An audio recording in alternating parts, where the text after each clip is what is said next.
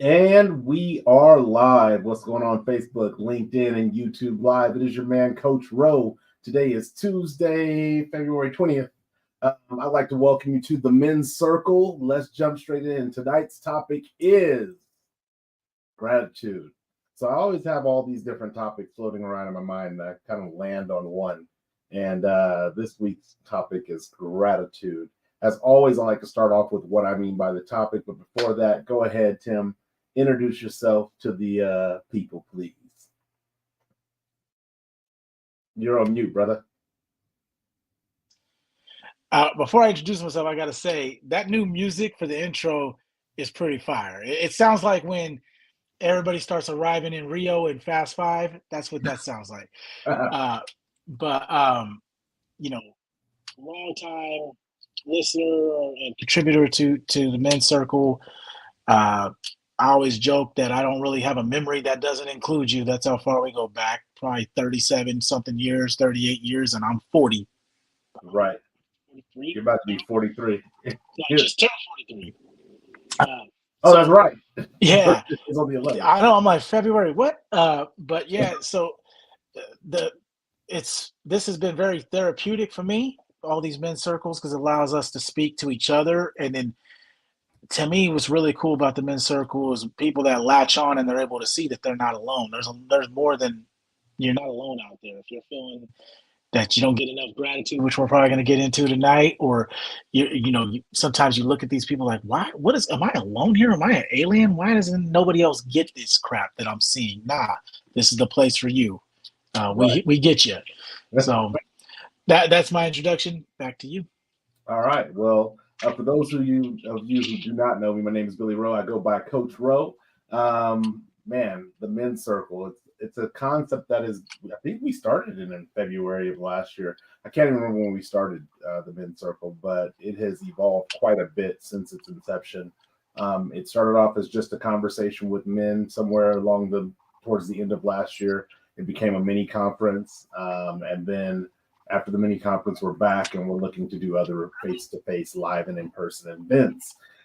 But that being said, tonight's topic, gratitude. So what do I mean? For me, when I think about the topic of gratitude, I think about not just gratitude as far as being appreciated as a man and what I bring, because last week's conversation was about provisions and what we provide as men, but also gratitude, just being grateful for the things that I have, the situations that I'm challenged with or faced with in life because of how they sculpt me, how they mold me, and how they make me into the man that I am today. So really for me, gratitude is a two-way street. It's me being grateful for the things that I have and the appreciation of, in many marriages, like your spouse's appreciation of what you bring to the marriage and what you bring to the relationship. What about you, Brother Tim? What does gratitude mean to you? Man, you said it pretty well. There's the import and the export, right, of the gratitude. To me, I'm trying to think if there's something that makes me feel better as a man than receiving gratitude. Oh, there he is. Look at him. Brother Art. Look at that. The Men's Circle just got a little bit better looking. What's up, Art? Yeah, no, I don't know about better looking, but I got to bring it down a little bit. Too many beautiful mofos up in this mug. But you caught me. I was just telling what the topic means to me, the gratitude. So I'm trying to think of something that makes me feel better and feel seen more than when I receive gratitude. Heartfelt gifts and things that I receive from my wife and children are like, they like show me that they either hear me when I talk and they remember things that I've done, or my influence overall on them. And those really, really hit. And that's kind of what spurs the expression of gratitude to others, because I know if that makes me feel good, and I'm realizing, like I said at the beginning, that I'm not alone, that when I can express gratitude to others, I know that I might be that kind voice and that, that good piece of recognition they need that can get them through. Because everybody suffers, not everybody, most people suffer in silence. They put on that smile, but they're hurting. And then you tell them something of why you appreciate them, and why you appreciate what they've done for you and all that, and you're able to be specific so they know it's not just some general thing, man, that hits a different way. So gratitude is it's the medicine and it's the antibiotic. It's both. It's the before and the after, or the vaccine and the antidote, in my I like opinion. that. I like that. My wife just messaged me. I locked her out of the house. I gotta be right back. She better be grateful you were willing to miss this first row to let her in. Right? Yeah. Hey, Yeah. you know what's funny that you say that about suffering in silence, bro? Because today I walked into class and I was one of like first 3 that showed up, right? 15 minutes early, right? And an instructor's like, "Hey, man, are you all right?" I was like, "Yeah, why?" He goes, "I've been meaning to ask you ever since I've known you. Like, you smile a lot, dude, and you're always smiling, and you're always having a positive a positive vibe coming out of you. Are you all right?" I was like, "Yeah, I am. Why? Like that's weird to ask that question." He's like, "Because I know majority of us service members, right? We're always hiding the pain. We're always hiding the like the depression. We're always hiding the all those negative things, those negative feelings, and it's just." I don't know, man. I see you always positive, and I just don't want you to be one of those ones. And I just kind of sat back and I thought about it. And I was like, huh, I never really like thought about that. You know what I mean? Like somebody seeing me in that sense. But kind of goes to the gratitude of what you were saying, to where as I'm picking up right now, what you're laying down is yeah, that's kind of what gratitude is finding those little things and being grateful to what you have, what you're doing, what you've been through, who your companion is, because so far I see 3 dudes right here, and to me that's I kind of came a little late. I just had finished showering, and but it shows to like, hey, uh, these guys are here. You know what I mean? Uh, Right. a small circle, but it's a circle. You know what I mean? Yeah. I like what I could hear a little bit while I was letting my wife in, but the positive vibes. That's something we're going to kind of dive into a little bit later about like the emotions that are evoked when we're in a state of gratitude. And I was like really trying to think of like what's the opposite of gratitude. Um, whether I kept saying like ungrateful, but that word wasn't resonating with me. Um, because you can not have gratitude but not be ungrateful for what you have. I think and so the word that I started continue to land on was like complacency. Like I have everything that I have right here, and I don't want more, and I don't want less. I'm just great being stagnant. And really, I feel like when you're in this state of gratitude, you're in this state of like abundance.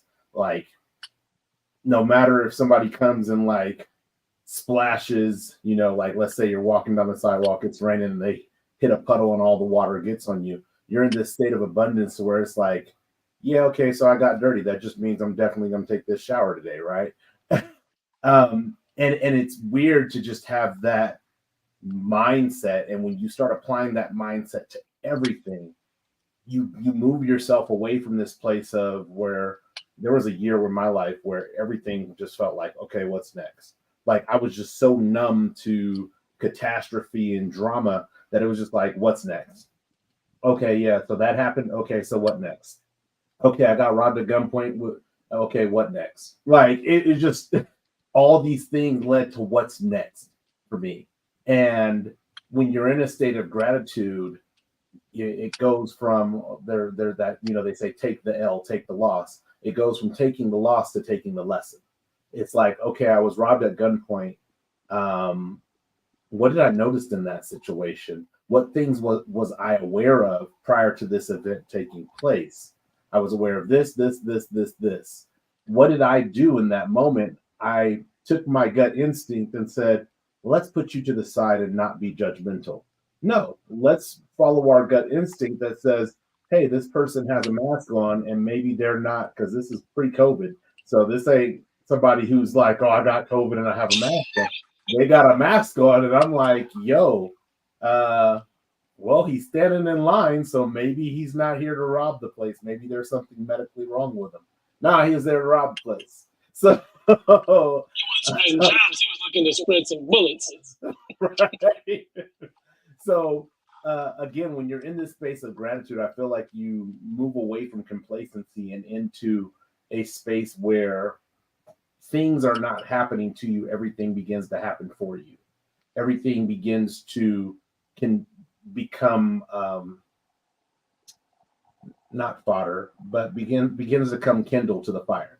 Like we think about these raging forest fires, especially like the wildfires in California. You think about the raging fires that take place. It doesn't just, there's not like a meteor that hits the ground and then the whole forest is on fire. It's a spark. And as that spark ignites more and more fuel, it then becomes a wildfire. And when we put ourselves in a space of gratitude, I feel like gratitude acts as that spark. And then as we interact with it more and more, that spark becomes that fire to where people, like you said, are, man, you know, you always seem to have this positive vibe about yourself. Like, is everything okay? Right. So that's someplace that I do want to go, though, in regards to the emotions. But one of the things for me when it came to gratitude as well, that it's almost like a byproduct. And I guess I can liken this to my marriage. Whenever I am irritated or upset or frustrated with my wife, when I stop thinking about the one thing that I'm irritated or frustrated about, and I think about all the things that encompass our marriage, right? That one thing doesn't bother me as much as it would if I'm just focused on that one thing. And so gratitude has this way for me, especially when it comes to relationships, for me to account for what the relationship really means to me and what the relationship really has to offer. When you're in this complacent space, it's like, oh, here she goes again, right? Here she goes again with this. Here she goes again with that. When you're in this complacent state, it's easy to just say this one thing. You put your cold feet on me tonight. Like, I'm tired of you putting your cold feet on me. Why don't you warm your feet up before you get to bed? Right? It's easy to focus.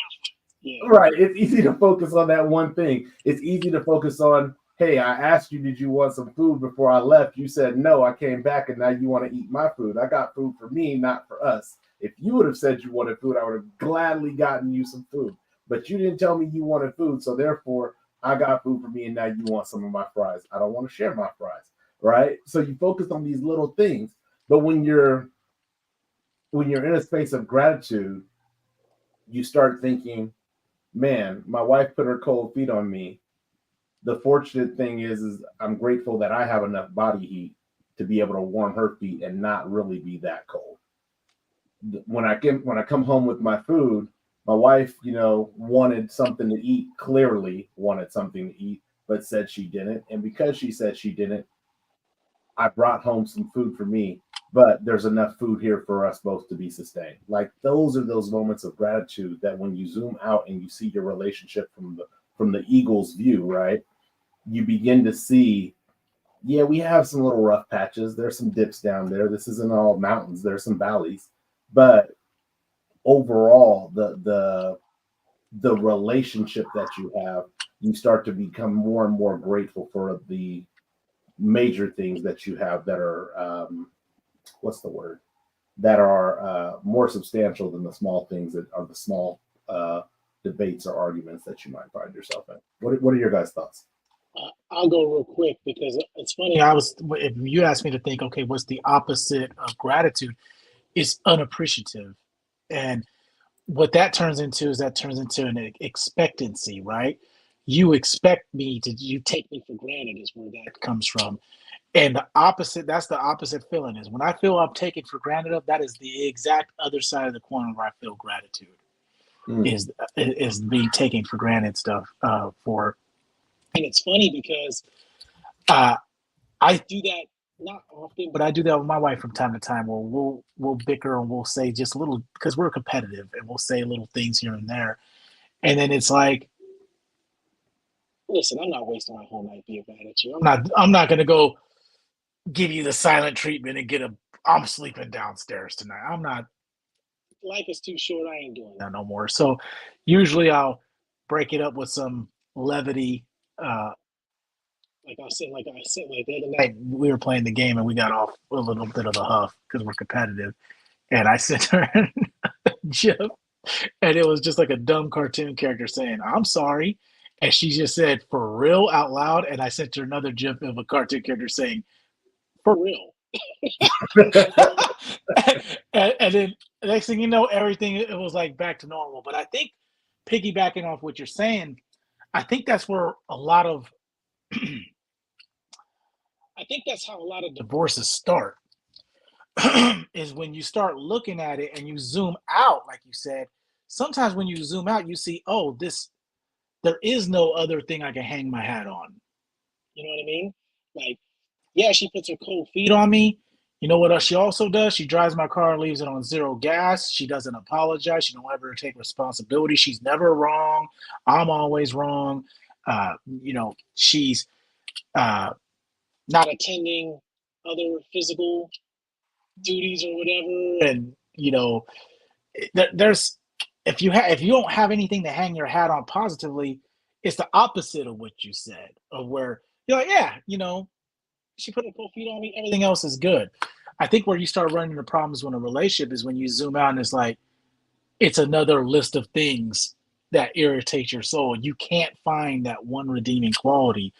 Um, so that runs into problems. So that's those are the first really thoughts that kind of came to my head. Is it's funny when you bring subjects up like that. It's like, what's the counterpoint? Where's the spectrum? And then where are you at on the spectrum? Where's the pot of gold? Where does it start? And then where am I at in here? And it's funny, kind of like what you said. I often have times when she does things like that, or like she'll put her cold feet on me. Now I don't even feel the cold feet, if I'm being honest. They're just I don't even. It's like weird if it doesn't happen. But if she does something that kind of gets on my nerves or whatever, I think about how many people would trade their life for mine instantly. Instantly. Like, you see all these rich people, man. That's funny because I seen a little reel, and it was like, man, these people, man, you think they're like rich and famous and stuff. They got figured. Look, Will Smith's crying in a $58 million mansion. Right? He's getting he's getting shamed daily. He's being ridiculed, and he's rich and got all the money in the world. And he couldn't be probably more miserable. Johnny Depp, white, pooping in his bed when he's trying to get to bed. You know what I'm saying? And he's Johnny Depp. And I'm thinking to myself, they would trade spots with me. I don't give a shit if they're Will Smith or Johnny. They would be like, hey, let me get that dude's life. That dude got a good life and a great wife. So I think about that stuff. Like, anytime I get in those moments, it goes to my kids too. My kids get on my nerves, man. There's people out there that their kids died of, pediatric cancer or whatever it is, some horrible thing. They wish they had a kid that could irritate them. And that was kind of my realization with gratitude is really the anchor. Gratitude is what holds you down and helps you weather the storms of life.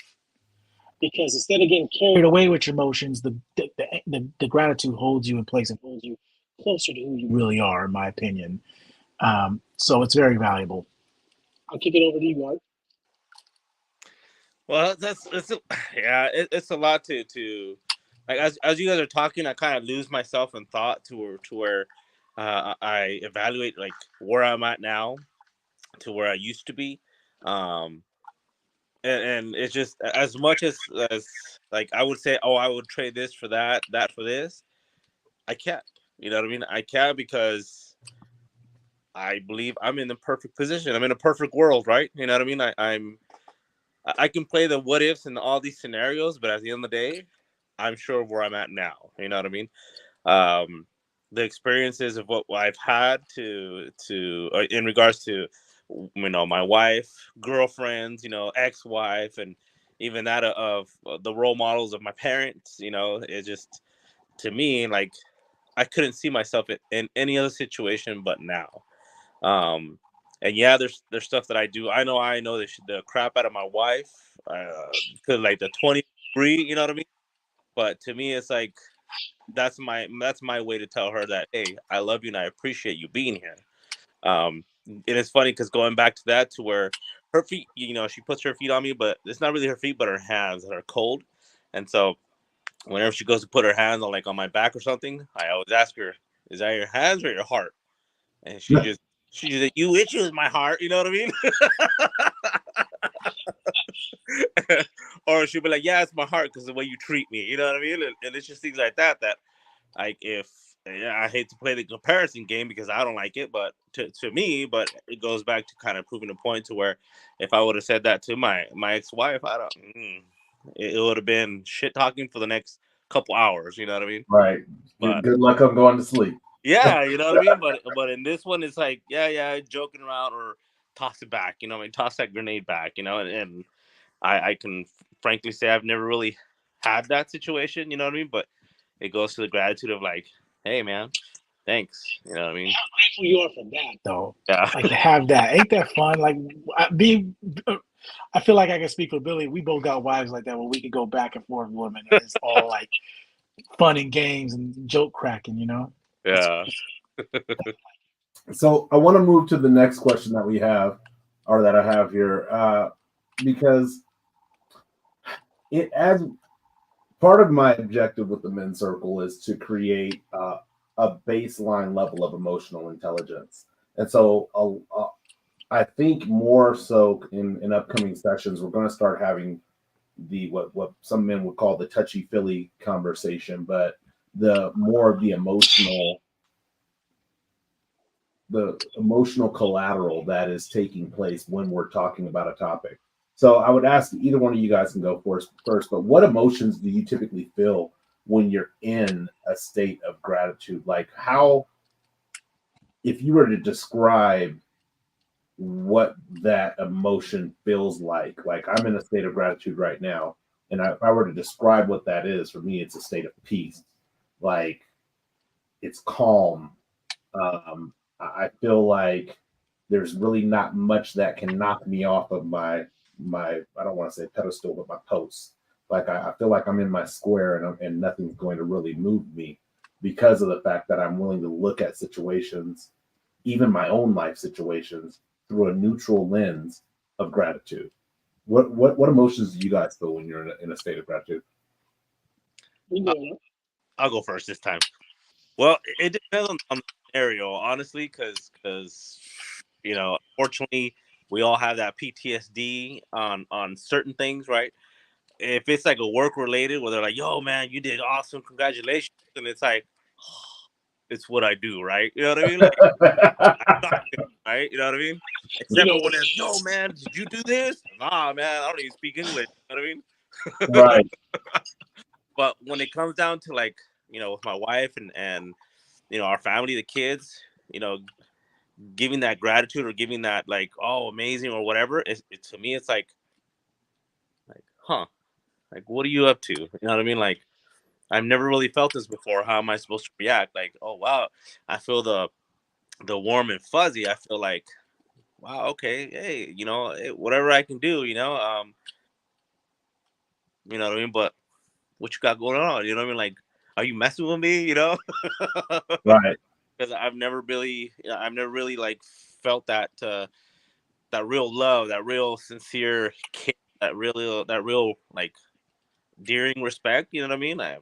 You know, sadly, even from my own family, it's like we've never got that. Hey, kudos, good job. Hey, it's always like, yo, man, I can't believe you did that. You're stupid. Why this and what crossed your mind, or are you an idiot? Things like that you never get that opposite. You know what I mean? Uh, Right. but Tons yeah, of critique, no appreciation. correct. And it gives you, to me, I've learned to be like, wow, this is how it feels. Nice. I have to do more of it so I can get a better feel for it. And yeah, as it gives me a little bit of worry, yeah, it puts me on a peaceful pedestal, a peaceful box, like you said. Mm. And yeah, and it shows me to want to strive more to get right.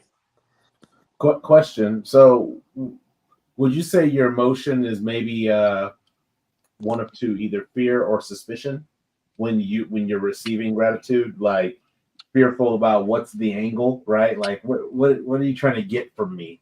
Yeah. Like I dated this girl once, and she would always she would see me and she'd call me like these, to me, ridiculous names. She'd be like, "Oh, my chocolate prince, my this, my that," and I was like, "Yo, you don't got to do any of that. Like any of that. Like I'm not even accustomed to that, but you don't have to do that. You could just call me Billy or Babe. I'm good." Especially in front of the homies. Can't be me look like Yeah. soft.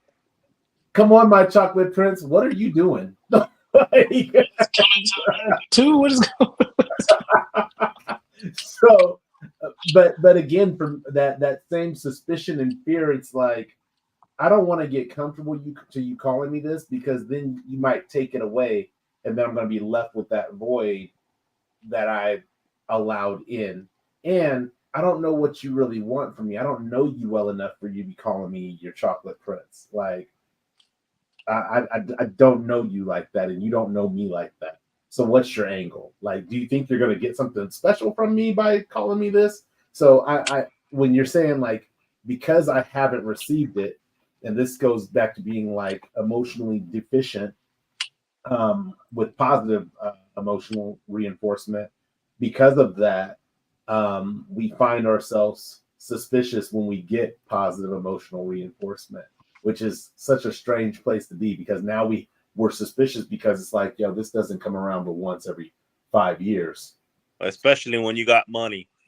Right. Oh man, I'm telling you, it's better to be loved when you broke.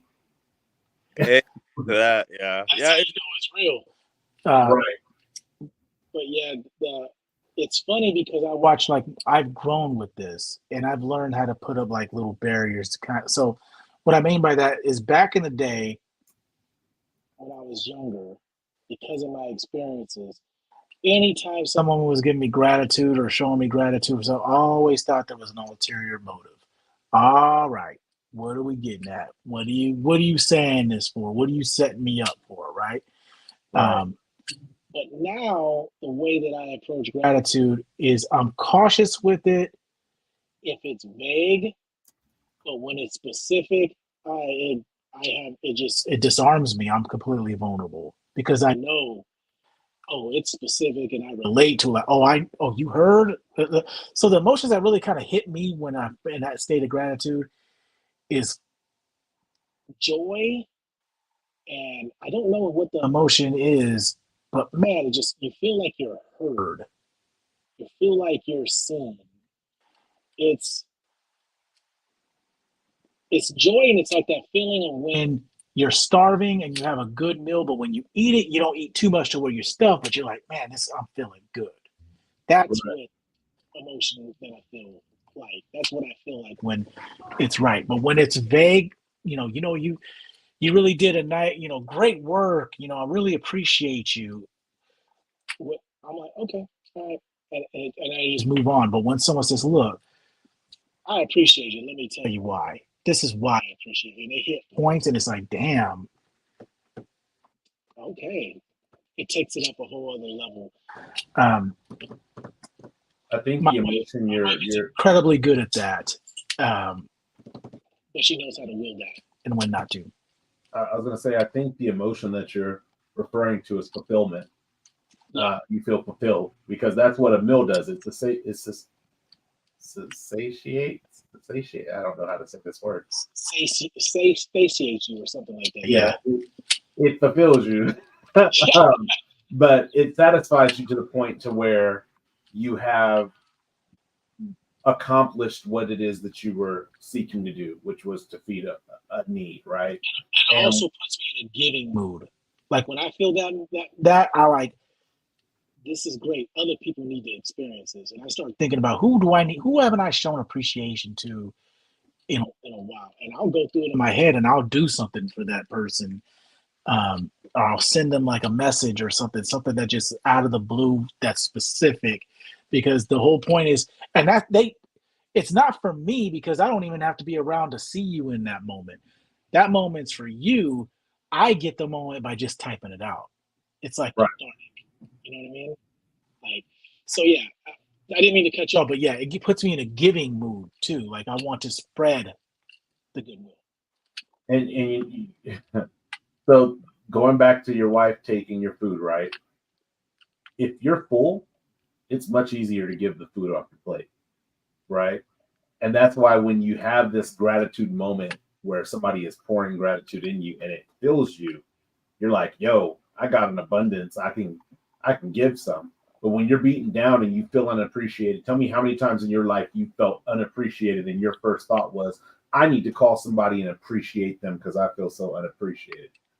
I've never felt that. I've never been like, I feel so unappreciated. I'm going to go and appreciate somebody else. Try not to drown over here. You know what I mean? Right. You know, you're not coming in somebody's sailboat and you're over here doggy paddling in the deep end, struggling for your life. But yeah, you're absolutely right. Yeah. Really quick, I'm going to bring in from the chat. Key is on. What's going on, brother Key? Says gratitude means to me the ability to find things to be thankful for when you're at a moment when it seems you have nothing or are in your darkest moments. Absolutely, I agree with that. Then he also said emotional intelligence on another level. Right. Then he also says his emotions are joy and peace. Hakuna Matata is the mode that he reaches when he's in a state of gratitude. Nothing can phase you. It means no words. And then for the author, Damien Rowe says, to me, gratitude is enough.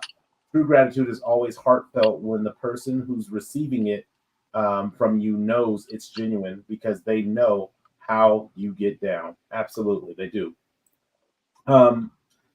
The other part of the emotional side, and I mean, I kind of want to flip flop back and forth on this gratitude, and I'm going to use your word, Tim, the unappreciated state. When we're in an unappreciated state, there's emotions that we feel there as well. And my wife and I have had conversations around this where it's like, okay,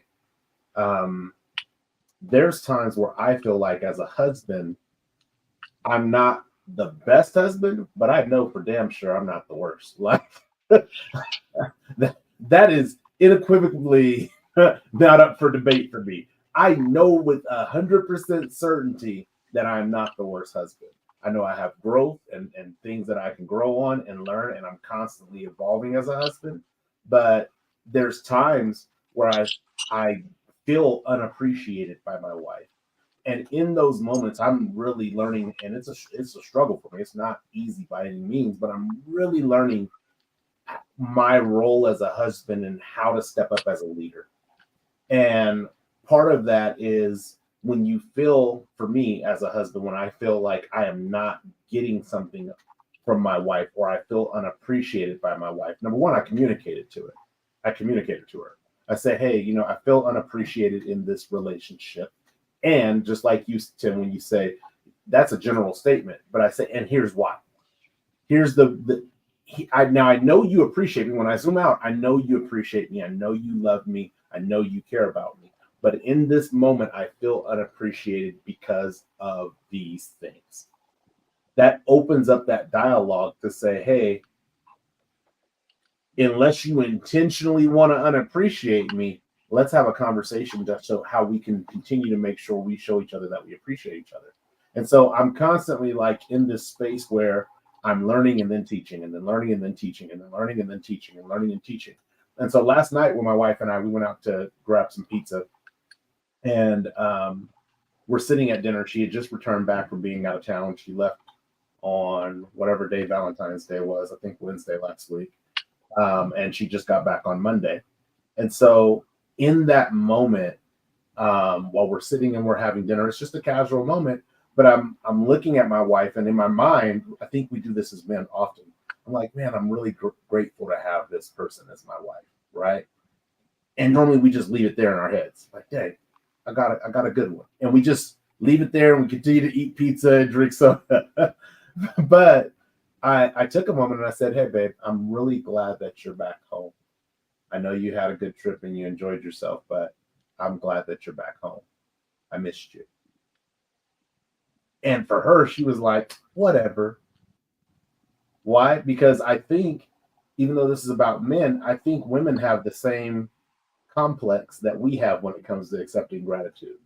we don't want to get into this space where, somebody says, "Hey, Billy, you look really handsome today. You look like you lost a little bit of weight. You look like you put on some muscle." Oh, gee golly, George! Like we don't want to, right? We don't want to be that. So we like, oh yeah. I've been working out. I've been doing some some things, and we get to this space where it almost hardens us and makes us hard to not only for people to give gratitude to, it makes us hard to receive gratitude. And so for me, I'm learning in those emotional states when I feel unappreciated to communicate concisely what I feel unappreciated about. Because if you just say, I feel unappreciated in this relationship, now when they zoom out, they're like, well, I did this for your birthday and I thought that meant something. And now you're telling me that I don't appreciate you. And I did this, I made dinner this week and I thought that was to help you and support you. And now you're telling me that doesn't mean anything. So both on the side of gratitude and on the side of feeling unappreciated, it's very important to concisely communicate what that is for you. What are your guys' thoughts on that? Because both of you guys are husbands and fathers. You want to go, Art? Sure.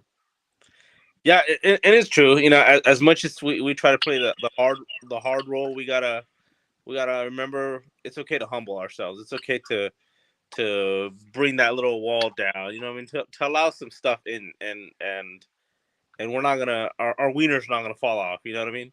Right.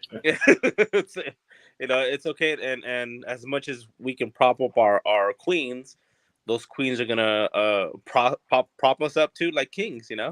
And at the end of the day, the kids are here. The kids will be gone one day, and if you don't know your spouse, it's going to be a rough time when you guys are alone together, because it's going to be, in a sense, just two strangers that don't really know each other or understand. And what I like about what you say, really, is communication. Straightforward communication. None of this, you should have read my mind kind of thing, or I hinted to it, And Right. to me, I know that's sometimes the problems that I project at times, because shit, I'm not gonna lie, there's even times where I don't even know what the hell's wrong with me. You know what I mean? And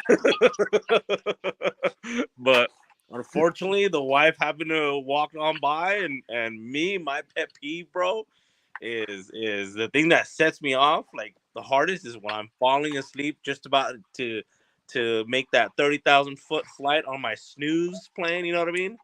And I get woken up, and it's like there better be somebody breaking in, somebody better be dying, cause anything other than that is no excuse why I got woken up. Should have asked for everything you wanted before I fell asleep. Yep. My wife doesn't stand a chance. I fall asleep in like 2 to 3 seconds. It doesn't take me long to fall asleep. Oh man, I wish I could be like you, man. Whew. Yeah. Until I have insomnia, then I'll be up till 7 in the morning. Yeah. Uncle Sam knocked insomnia smooth out of me. I could go to sleep within 3 minutes if I lay down. And I just say, I'm going to sleep. I'll just close my eyes and I'll be gone. But you bring up the communication thing. That's probably the thing I'm most grateful about in my marriage, is that we're able to talk to each other unadulterated, unfiltered, and just have, sometimes others might view it as a complex or complicated conversation or a sensitive conversation, and it's not that to us. Like, for instance, the way, like, I communicated to her what's important to me, like, because when I feel unappreciated, it doesn't. I'm not in a great space when I feel unappreciated. I start feeling like I'm the opposite of what everything I said before. I feel like I'm unseen, unheard. So I start feeling like it doesn't matter what I do or say, ain't nobody paying attention anyway. So no need being the nice guy. I'll just be cut straight to the point. Go into kind of like jerk mode. And we had communications about this a while back, and the way I communicated to my wife was like, think of me like a Sims character, because she likes The Sims, and they always had those meters that start dropping down.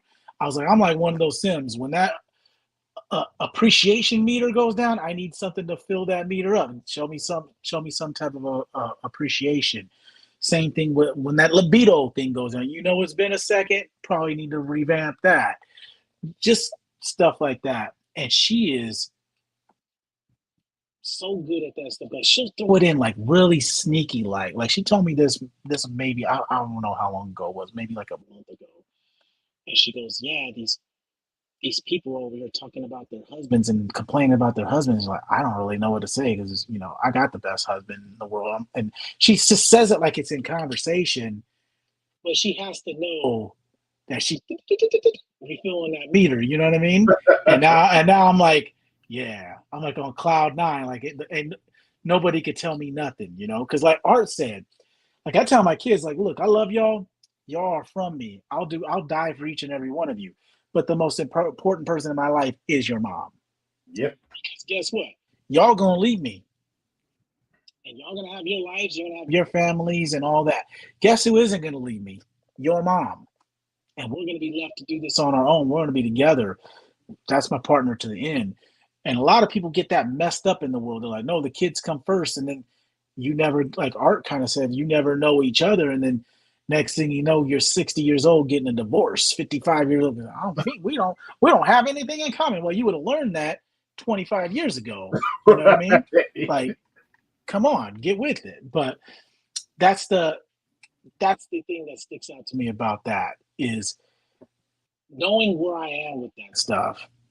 And you put that in my head, man. Now I'm not going to forget it. Now when I'm in that place, instead of getting frustrated because I'm not seen or heard, maybe, and Key kind of said in this chat, Key always dropping dimes in the chat. Maybe I take that and I reverse it, and when I'm not feeling appreciative, then I show appreciation and I pay it forward, and really test that.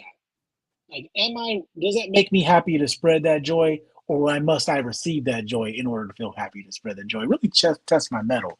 So that's my homework from the first role that I'm going to take. Is next time I feel like that, I'm going to see if really showing somebody some gratitude when it's unprovoked or not receiving it first, if it still hits the same way. I'll keep you posted. Yep, let us know. Tap back in on that one. I'm going to move us on to the next one after this comment that Key just dropped in. He said, this might sound manipulative, but it comes from a good place. I have found myself to show appreciation to my wife when I'm not feeling appreciated. I make an effort to give what I'm. All right. What is it? Thank you. Thank you. But I will tell you, Key, it's not manipulative. It's influential. I call that good leadership. That is absolutely good leadership. What I'm not receiving, not always, but pretty frequently, usually with the wife, not necessarily with others. Yep. No. This ain't. Look. At the end of the day, I'm still from the Heights. You ain't gonna slap me in the face, and I'm gonna show you some gratitude. I'm gonna show you some hands. But with my wife, there is a different level of grace there. First off, my wife does not hit me, so that's a good thing. But obviously, hey, blink twice if you're safe. Right. I got something in my eye. Heart is spelling help. Hey, you did lock her out today, so I know. Hey, I was creating a safe space for us. But no, that I agree with you, Tim. That's not manipulative at all. That is actually leadership, and that's what I'm talking about. And we're going to have a conversation. So I'll let the rabbit out of the hat in this one. We're going to have a conversation about the patriarchy of men as it relates to being the glue in the family. There's a different level of accountability that I have for myself than what I have for my wife. And my wife can do some things that drive me absolutely mad. Sometimes we'll be in arguments and she'll do things that to me that if I did them to her, I know she wouldn't like them.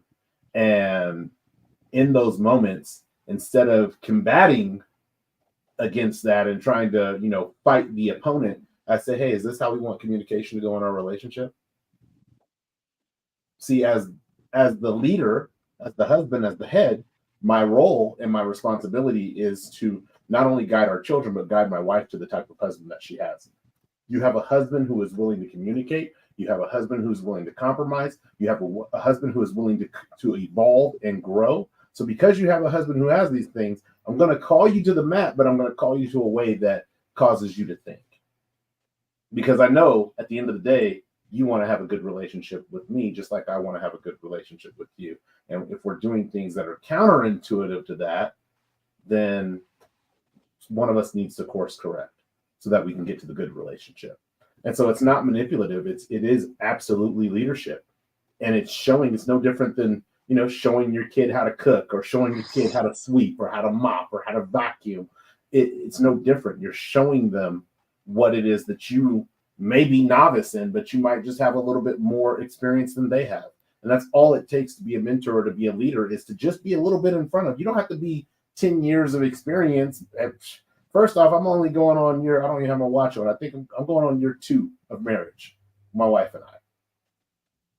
Okay, well, we're ahead of people who are going on year 1, that's for sure. So you don't have to be. You think because of the communication, though. I think that a lot of marriages lack that communication, so they're learning each other slower. You're more on a accelerated table. So your year 2 is more like a year 6. You know what I'm saying? Yeah, that's because we don't have a lot of time. We in our 40s. I don't got time to be playing.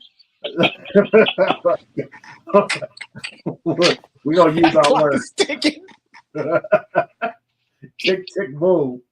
All right, let me go ahead and move us on to the next question. The next question that I have here that I want us to touch on is, and this goes into practice making perfect, right? And practice doesn't make perfect. It simply makes us better. But when was the last time either of you took a moment to be intentional about gratitude in your life? Like, when was the last time you said, man, I'm really grateful for the things that I have?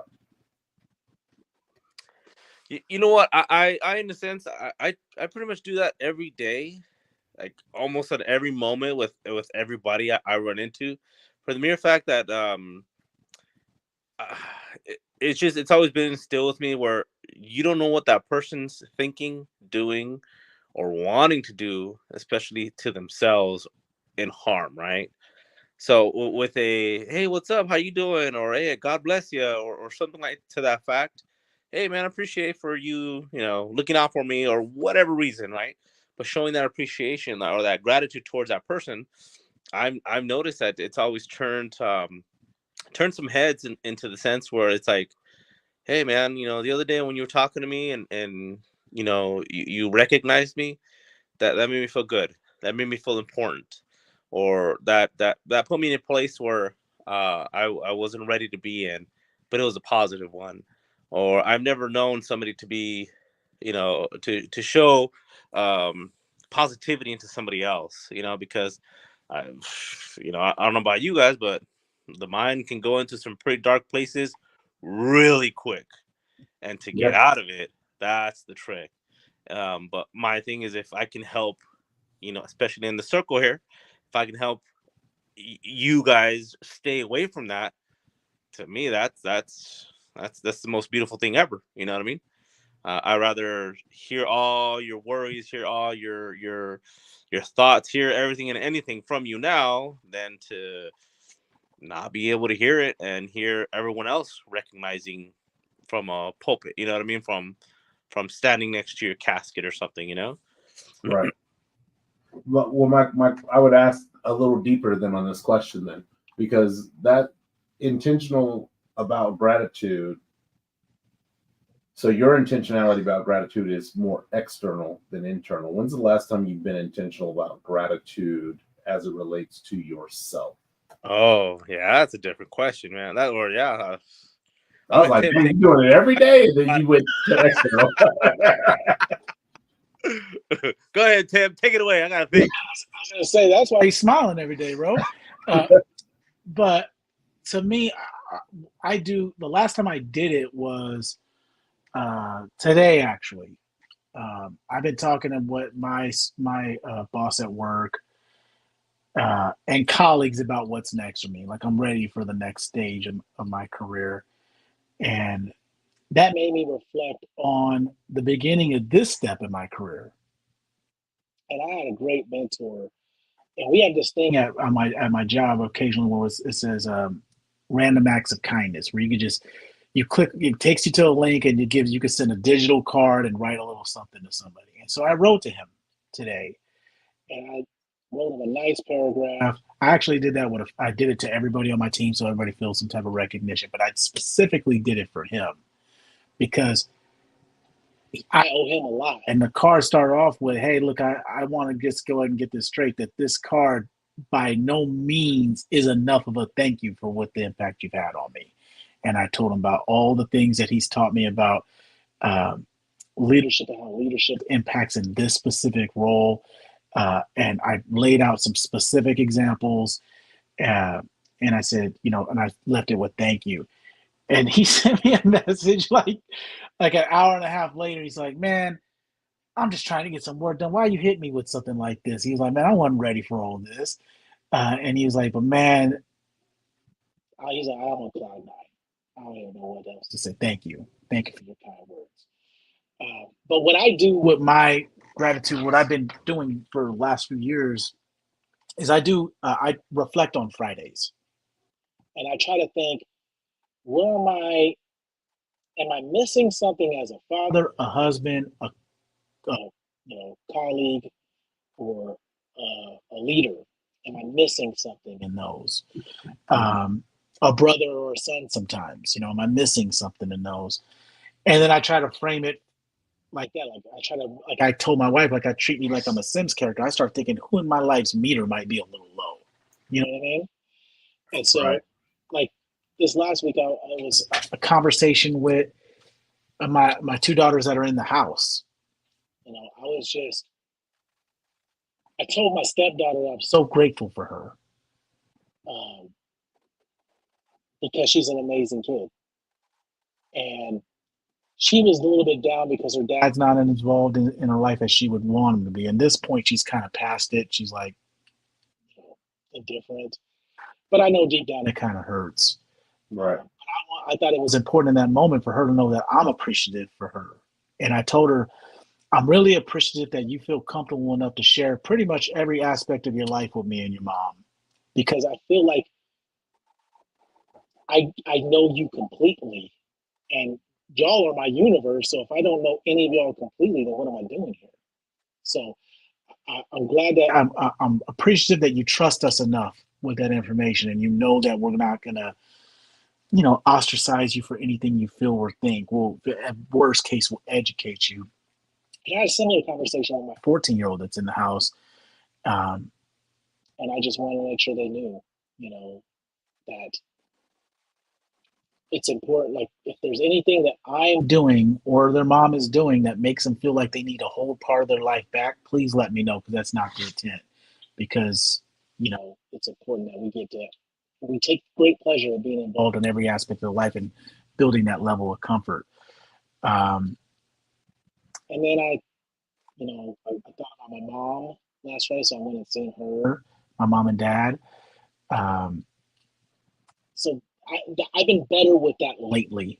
That was not always the case. I had to get intentional with it, because if not, I know for me, it kind of just led to like dark thoughts.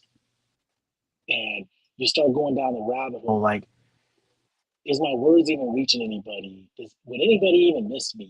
Like a darker days that I had before,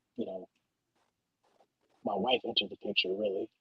You start thinking, man, shit, if I just go off and I just drive and I just keep driving, will anybody notice? Right. Because anybody besides the car notice. Right. You're so deficient. Like if your appreciation meter was a human being and it was like based on like food, that thing would be a skeleton. It'd be like a Skeletor. You know what I mean? You'd be so starved for that type of energy.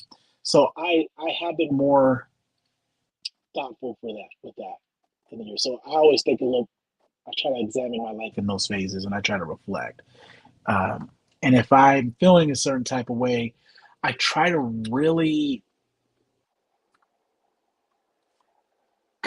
construct how I'm going to have that conversation with whoever. Like if it's my wife and I'm feeling a certain type of way, I try not to have that conversation when I'm feeling a certain type of way. I try to deconstruct while I'm feeling that certain type of way. is it valid or am I just feeling some type of weird stuff? And if I'm inconclusive about that, then what I do is I try to shape the conversation, kind of like what you said, like you know, how do you feel about this? This is how I feel. What do you think about that? Is that's what we want to be or whatever? And usually it's just apparently I can be dramatic sometimes. I didn't realize that, you know. But yeah, and I guess me being dramatic sometimes is just when you're trying to calibrate that tool of your emotional spectrum. Sometimes you go too high, sometimes you go too low. It's because as men of this age, like examining my emotions, that shit didn't happen until I was like 33, 34. Right. Like I'm only 10 years into this journey. You know what I mean? I'm alive 43. Right. So then you got to learn how to give yourself some grace. And what does that actually mean? It means, yeah, accept that you're not perfect and own when you're not and own Right. it and be accountable. And man, the impact it has when people see you be accountable for you, people love you. They're like, oh, I like that guy. He's more on the phone, the sword. He knows what he did was wrong. He ain't blame. He ain't doing that said, but you know, the video games maybe do it after. At the end of the day, you know, it's like, nah, man, I should have did this. I own my mistakes, and I'll try to get better for them. That's why everybody in America loves a redemption story.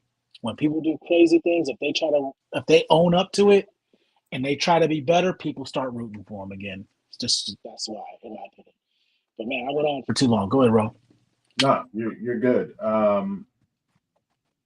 I like that you know, number one, it's funny, the same slippery slope that exists when we go into dark thoughts is the same slippery slope that exists when we go into gratitude. You're like, look, I thought about this one person that I was grateful for, and then I included everybody else because I really didn't want everybody else to feel like that I left them out.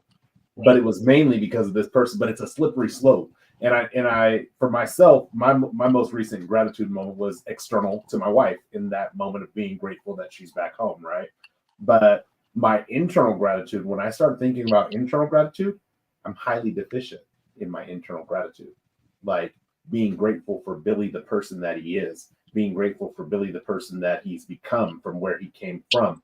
I'm highly deficient in that because I spend a lot of time in reflection, like how did I get to where I am, which leads me to the people that helped me get there, right? But it never leads me to, hey, that decision you made, Billy, was an amazing decision. I'm proud of you for that decision. And so this is something for myself where where I'm seeking to put into place a more structured, scheduled practice of internal gratification or internal gratitude to where I am grateful for the things that I have contributed to my journey. And that seems, even when I say it makes me feel like I'm saying something selfish, but I'm not. And that's the wild part, is because if I say I did it, now all of a sudden my brain says, well, you didn't do this all by yourself. There was this person that helped you, and there was this person that helped you. But at the end of the day, the individual, had to make the decisions and the choices that brought us along this path. I had to make the decision to talk to this person, to have a relationship with this person, to where they would be willing to communicate and help me. I had to do that. Don't forget the sacrifices you made. You had to accept the advice and apply any feedback that you got. You had to make those decisions. Somebody can't make you. There's been plenty of time, man. I look back sometimes and I listen to some of the stuff my brothers have told me when I was a kid, or some old head in the neighborhood, and I'm like, at the time I was like, man, you don't know shit. And I go back and I revisit, I'm like, man, my life would have been 10 times easier if I'd have just listened to them. Mm-hmm. Simple stuff. Right. You know? It's just funny how that works.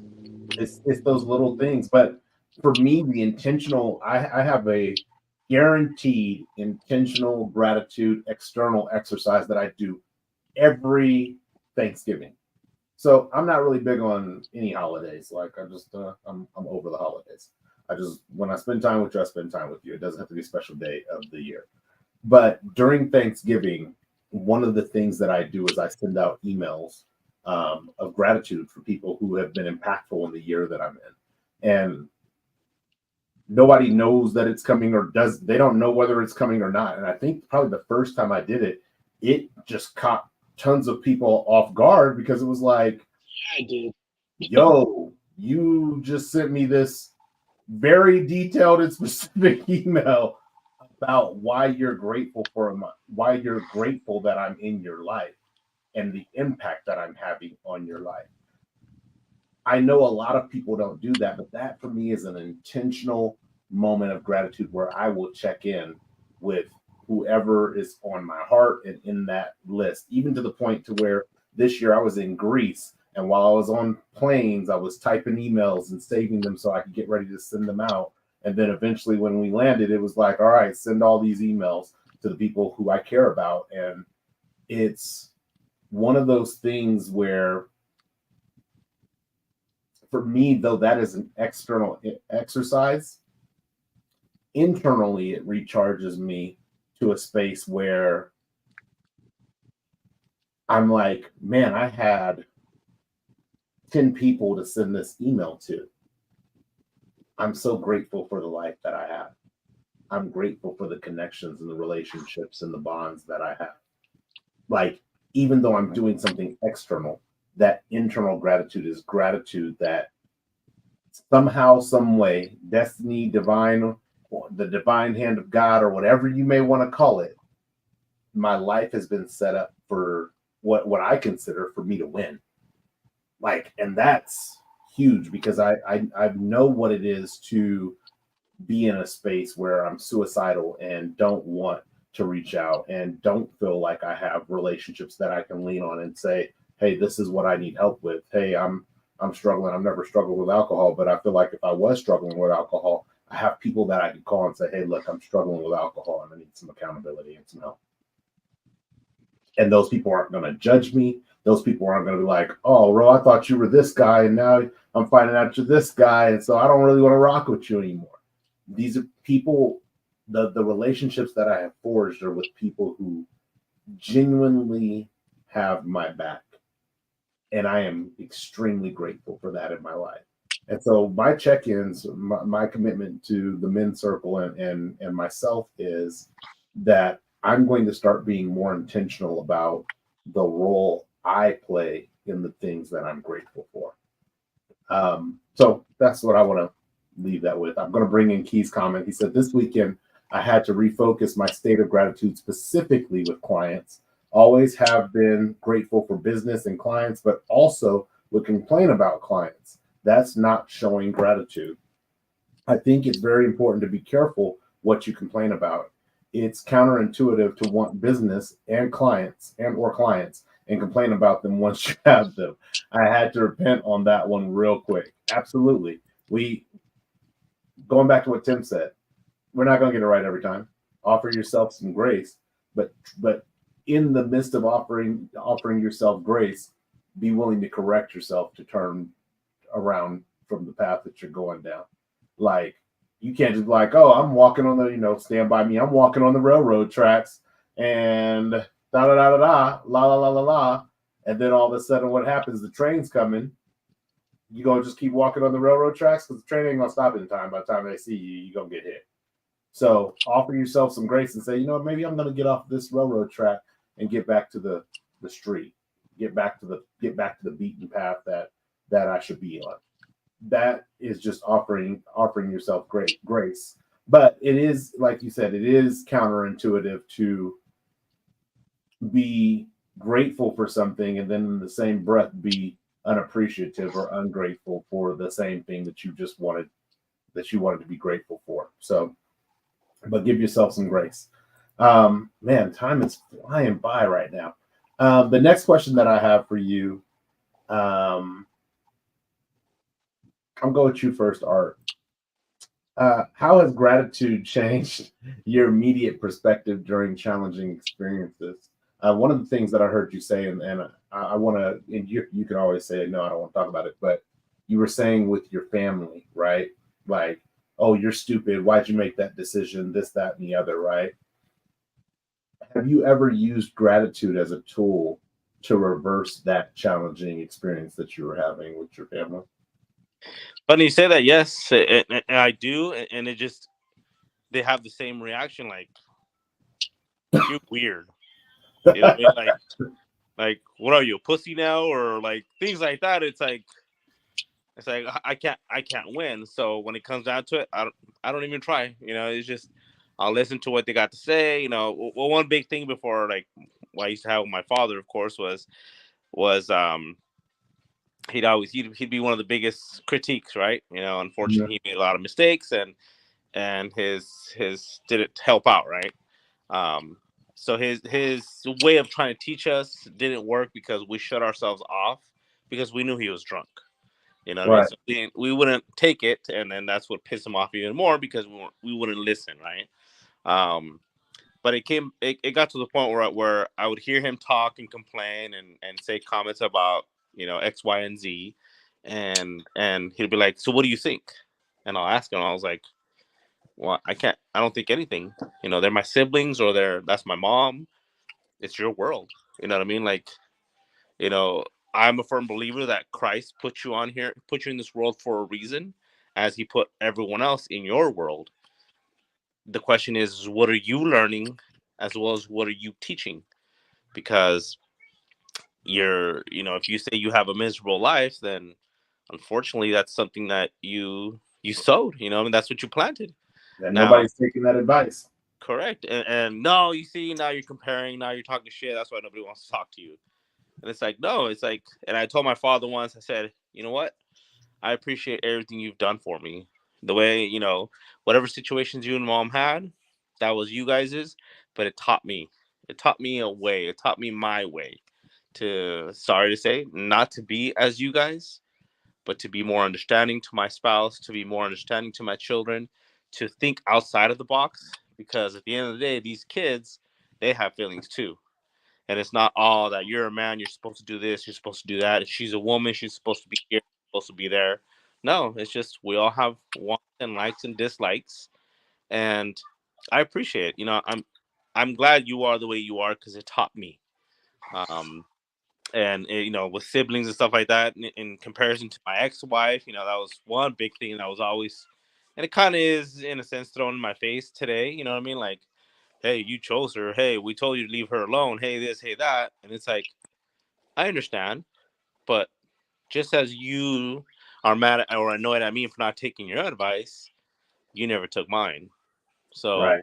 what am I supposed to throw that in your face, or should we just have a peaceful conversation and not sling mud? Right. And some people are like, well, nobody's trying to pick a fight. That glass house you sitting in is bulletproof because I'm throwing some stuff your way. You know what I mean? Right. I get you. Hell yeah. Bare minimum rock proof. Yeah. Some of it ain't even. That is huff puff blow your house down proof. That's it. No. They'll say the same thing like I told you, and then they're over here with 6 baby daddies, unhappy in life, talking about what they told you. Right. Did you tell yourself first?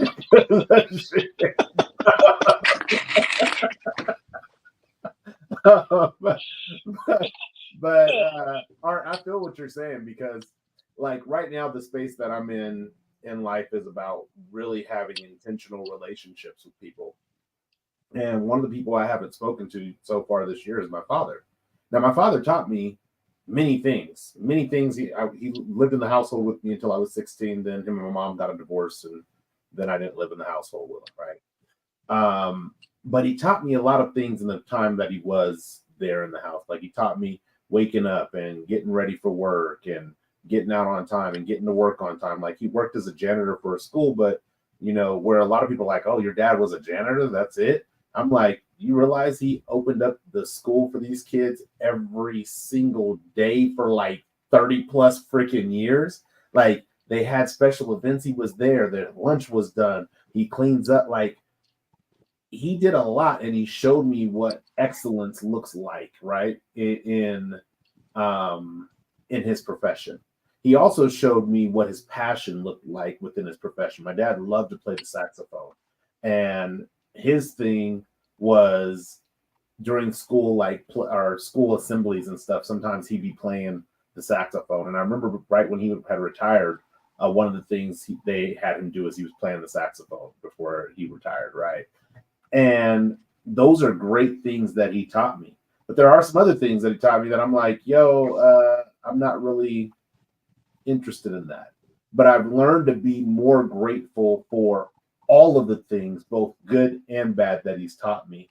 Um, from the good side, it's really easy to latch onto those things. From the bad side, it's really hard to say, hey, this is not the way that I want to go about it, right? I appreciate that me and my dad were very similar personalities, so we butted heads a lot when I was younger. I remember, I think the last time we butted heads was when he didn't live in the house. I don't remember what I did. I did something, and I'm sure I deserved a lecture. But I just got to the point where I was like, I'm done being lectured. And he was talking to me on the phone. Now, I'm not disrespectful to hang up the phone, but I will set it down and walk out of the house. So I set it down, walk out of the house. I don't know when he found out I wasn't there. I'm sure at some point he was like, hello, hello, hello, hello. And then he probably came over and I was gone. I just walked out of the house. I was gone. And so here's the thing, though, where I'm at now. Fast forward, 43 years later, fast forward to where I am as Billy the man instead of Billy the child, Billy the son. I'm in this space where I am so grateful for the things my father taught me, but I'm also grateful for the people that I keep around me. And where my father's at right now, in my perspective, I feel like he's in a negative space, and I don't want negative people around me. And so, though I am grateful for what he has taught me, I have to remove the negativity out of my life because I am grateful for having positive people who are in my life who challenge me to evolve, right? Challenge me to grow. And in many ways, I feel like maybe because of regret or for some decisions that he's made of his own, my father feels like my father's stuck in this place where he's complacent or he is complacent and a complainer. And I'm just like, yeah, I don't want to come and visit you and hear you complain about, going back to me being grateful for the choices that I've made, the role that I've played in my journey. I don't want to hear you complain about somebody else like you didn't make that decision to be in this part of your journey. I don't want to sit with you for 2 hours. I don't want to sit with you for an hour. I don't want to sit with you for 10 minutes while you complain about that. And so for me, gratitude has been able to immediately change my perspective in two ways with my father. Number one, it immediately changes my perspective from I don't see my father as the complainer. I still see him as the person who taught me these things that got me to where I am today and how I operate professionally. That's how I see my father. However, it changes my perspective from how I'm willing to interact with my father, because I don't want my last memory of my father to be, yeah, I went to go and see him when I was in California and he complained for 3 hours. And then the next time I seen him, we were talking about him at his funeral. I'm not interested. So gratitude has completely changed my perspective during those challenging experiences that I had with my father. But it's changed, I would say, for the better, because just like Tim, you were saying earlier, your kids, they're gonna be kids. Like they're gonna make mistakes, they're testing boundaries and all kinds of stuff. But at the end of the day, your kids aren't making bad decisions because they want to make bad decisions, right? And that's how I now look at my father. My father's not making bad decisions because he wants to make bad decisions. I also look at the tools that he was given as a child, right?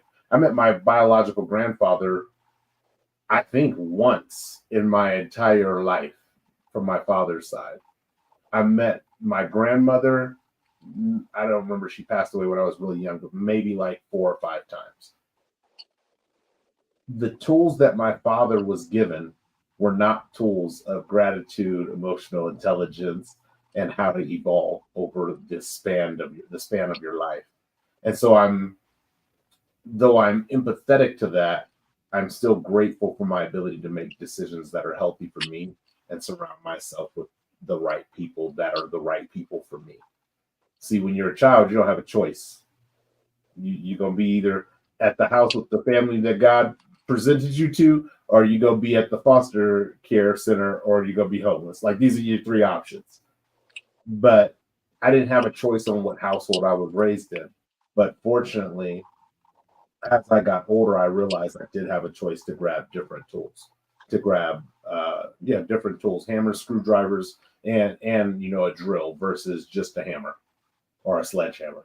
So that's where I'm at on that. How gratitude has really changed my immediate perspective during those challenging experiences that I've had with my father, and not villainize my father in the sense of, oh, well, you were just a horrible guy and nobody wants to be like you. That's that mudslinging, right, Art? Nobody wants to be like you anyway, so I don't care what you think. Oh, yeah, right. So, Yeah, that's rough. Really quick, somebody from the chat, Black Lightning one of the greatest and hardest lessons I've learned when it comes to gratitude was to always be grateful for the small things in your life, because all of these things can be taken away. Woo, boy. Amen. Right there. Hey, when you say you broke, but you got a job and some money in your bank account, and then you find out what real broke is, yeah, all of those things. I like that. All those things can be taken away. And I think, Tim, did you say that a little bit earlier about somebody would switch places with you in a heartbeat, right? Yeah. Yeah. Exactly. Always somebody that will switch with anybody. The poor person, the homeless person will switch with you. You know what I mean? So it's funny that comment Black Lightning One made, because that actually kind of piggybacks off of what I have to address with one thing Key said. Key's too good of a dude to ever feel like he's in the wrong for how he feels about the clients. Key, you're simply human, my guy. As human beings, we are programmed to take things for granted. If you don't believe me, it's like, think about like your health. When's the last time you were like, you know what, I'm so glad I'm healthy? You do that when you get sick. You do that when you start feeling all right, like, oh man. And then you feel better, like, man, I'm so glad my leg works again. You know what I mean? But then 2 weeks, 3 weeks later, you're like, it's out of sight, out of mind. So we all take things for granted. And like when I watched this reel this guy was talking about, he was like, yeah, he's rich. And he was like, he realized how money worked after he had it for a while. Like after a while, like he got this big house and the house felt the same as his apartment did when he had it. After a while, you just get kind of used to it. So business is probably good for you, Key. You're just used to having clients, and clients are people, and people could sometimes be annoying. You're human to feel annoyed. So I'll liberate you with that, Key. You're not a bad dude. As far as the question that you asked of how does the perspective your perspective during challenging experiences with gratitude. It's funny you bring up your experience with your father, because I wasn't going to mention my experience with my dad. I think I've done it in another men's circle before, but I have to relay that now. I feel compelled to. But the thing about the answer I had before you said your piece, Billy, was simply not taking anything personal, even when sometimes it is. Like sometimes I could have rocky conversations with my sisters, or sometimes either my mother or father, sometimes, and sometimes other people that are in the orbit of my life. But I've gotten better over the years of hearing, kind of like what you said, nobody's saying these things to like purposely derail things.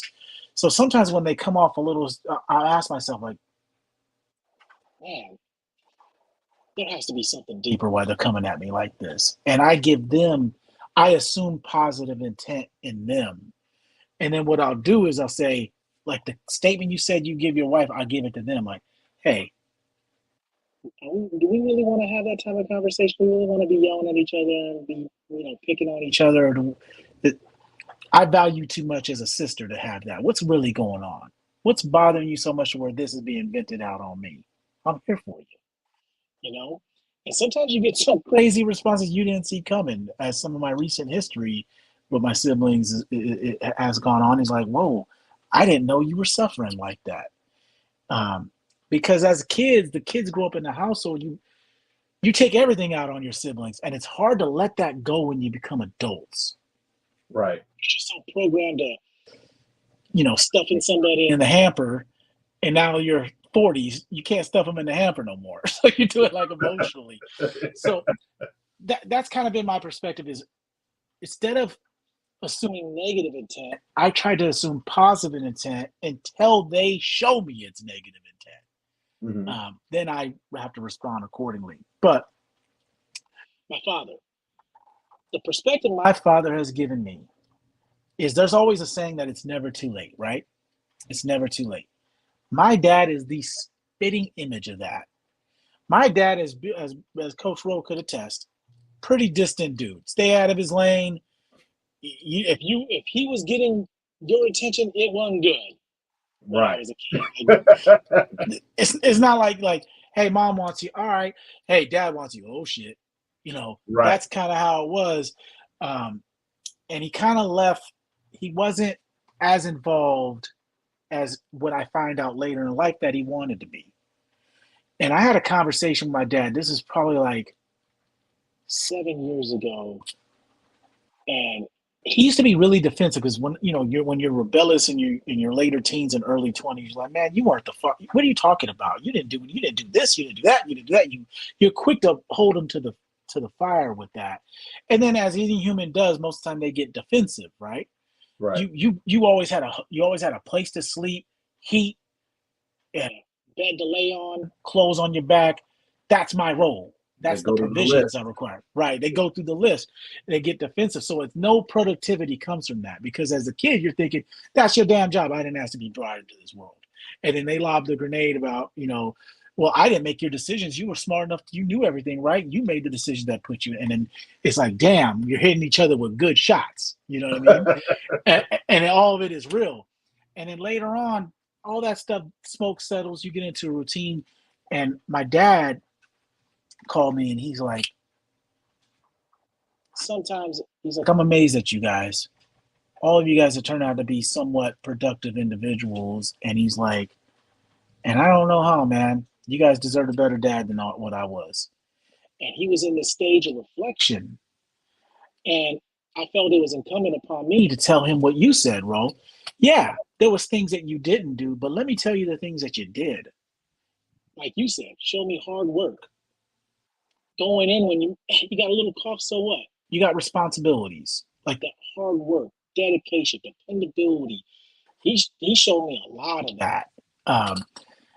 And he also showed me how not to discipline. Like I used to remember, I told him, I was like, I used to take notes. Like when I have kids, I'm doing it this way, not your way, But I told him all the things that he did for me, and I was like, look, man, you think this is a coincidence? You got 6 kids, I lost my brother, but out of the 5 that are alive, we're all got our own things going on. We're all contributing members to society, and for most of, by most, pretty happy with our lives. Like that's success, Pop.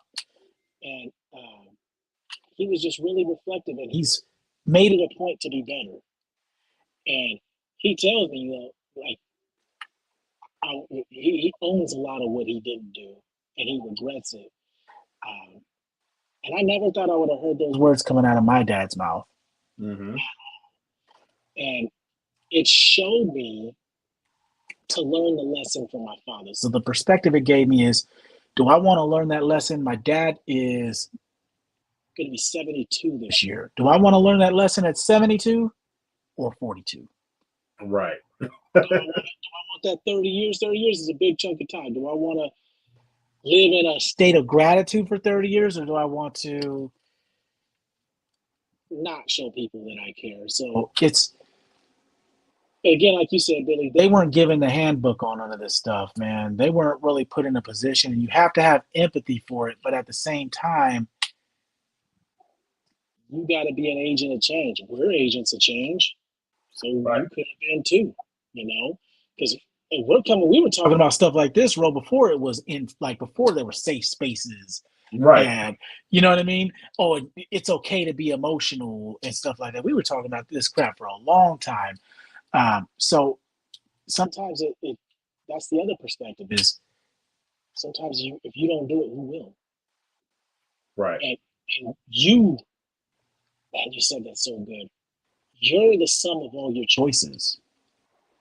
So if you're unhappy, and I think that's what frustrates you about your dad, is because you're looking at him like, dude, you're the sum of all your choices. If you're complaining, the management you should be complaining to is you. Go have that conversation in the mirror. You know, put it in the suggestion box and then go read the suggestion box. Bro, you just took that from me, man. I was about to throw that in there, dude. And I think that's what frustrates you because you're from a state of accountability. You're from a state like you've had very low times, you had very trying times, and that's where I respect you so much, and I'm so appreciative of you. Is I understand you because I had years and moments and time periods where I felt like I was Job. You know, Right. what else could happen? Blowing the house down and everything. Like, man, what's these test results going to say? Am I dying now? Like, what else is next? You know? Right. And then you have your, the storm clears, and I think that's the overall perspectives that I have on gratitude is how important each are. It's important to realize and remember those dark times when you're in your good times because it makes you cherish those good times more. And it's important when you're in your dark times to remember these good times because it shows you it's your compass. I could get back to that. What did I do to get there? So that's where I land on the question of how do I use those? It's helpful reminders. It's Hansel and Gretel's breadcrumbs, man. It shows me the way. So love it. Art, did you have something you're going to say? Oh, he stole your thunder. Sure did. I see it coming off your lips. I had to snap it. He was like, suggestion box. Yeah, it's gonna be a good one. I gotta steal it. But it's funny you had said that in regards to Tim about your dad. You're like, I kind of pictured myself too of what you were saying and reflecting off my father. It's like as hard it was like a turtle. He had a hard shell. He had this hard stern like look to him. And his word was law, you know what I mean? And as an older person, before he passed away, realizing who he was just another human being with wants, desires, likes, dislikes. But he just didn't know how to express it. You know what I mean? And that's I want to say sometimes that's my problem is I have a hard time finding how to express it because same principles he had. Wake up early, doesn't matter what you do the night before, you have a commitment, you have responsibilities. And if unfortunately he also added a little more where if your family fails because you're the one that allowed it to fail, and it's like, wow, that's kind of sucks to throw that burden on you, you know what I mean? But it's an equality thing, just as I tango. Yeah, exactly. Just as I know a lot of people say, "Oh, happy wife, happy life." To me, that's not fair. That's not real. It's more of a happy spouse, happy house. You know what I mean? Because there's days where I'm lacking my 50%, that she's gonna put 75% or 100, and there's times where my wife is lacking, and I need to put in that 100. So yeah, I was reflecting a lot of what you guys are saying. I'm just like, damn, I feel like we almost in a sense had the same damn dad, you know what I mean?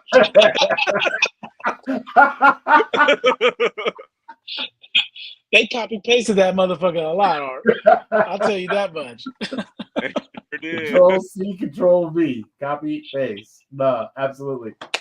Key said really quick, I used worse situations to change my perspective, which then brought me to gratitude. I like what you're saying there, Key. So Key is basically saying, yo, it's been worse than this before. And because it's been worse than this, I'm grateful that I'm at least right here. It'd be like having a refrigerator with no food in it, right? Or even worse, having a refrigerator with food in it and no power. So the food's going to go bad, right?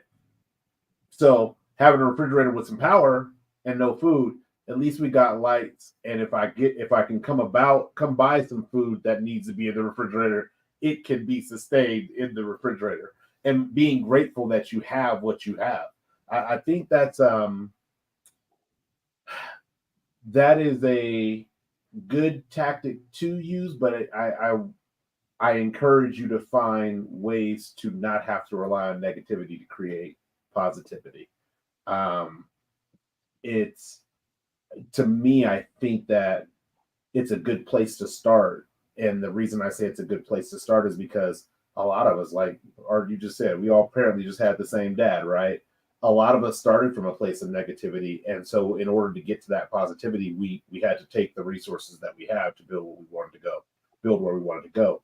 Um, but eventually you're going to move further and faster if you can use positivity to create positivity. Because I liken it like this. Here in Utah, I have extremely hard water, right? Extremely hard water.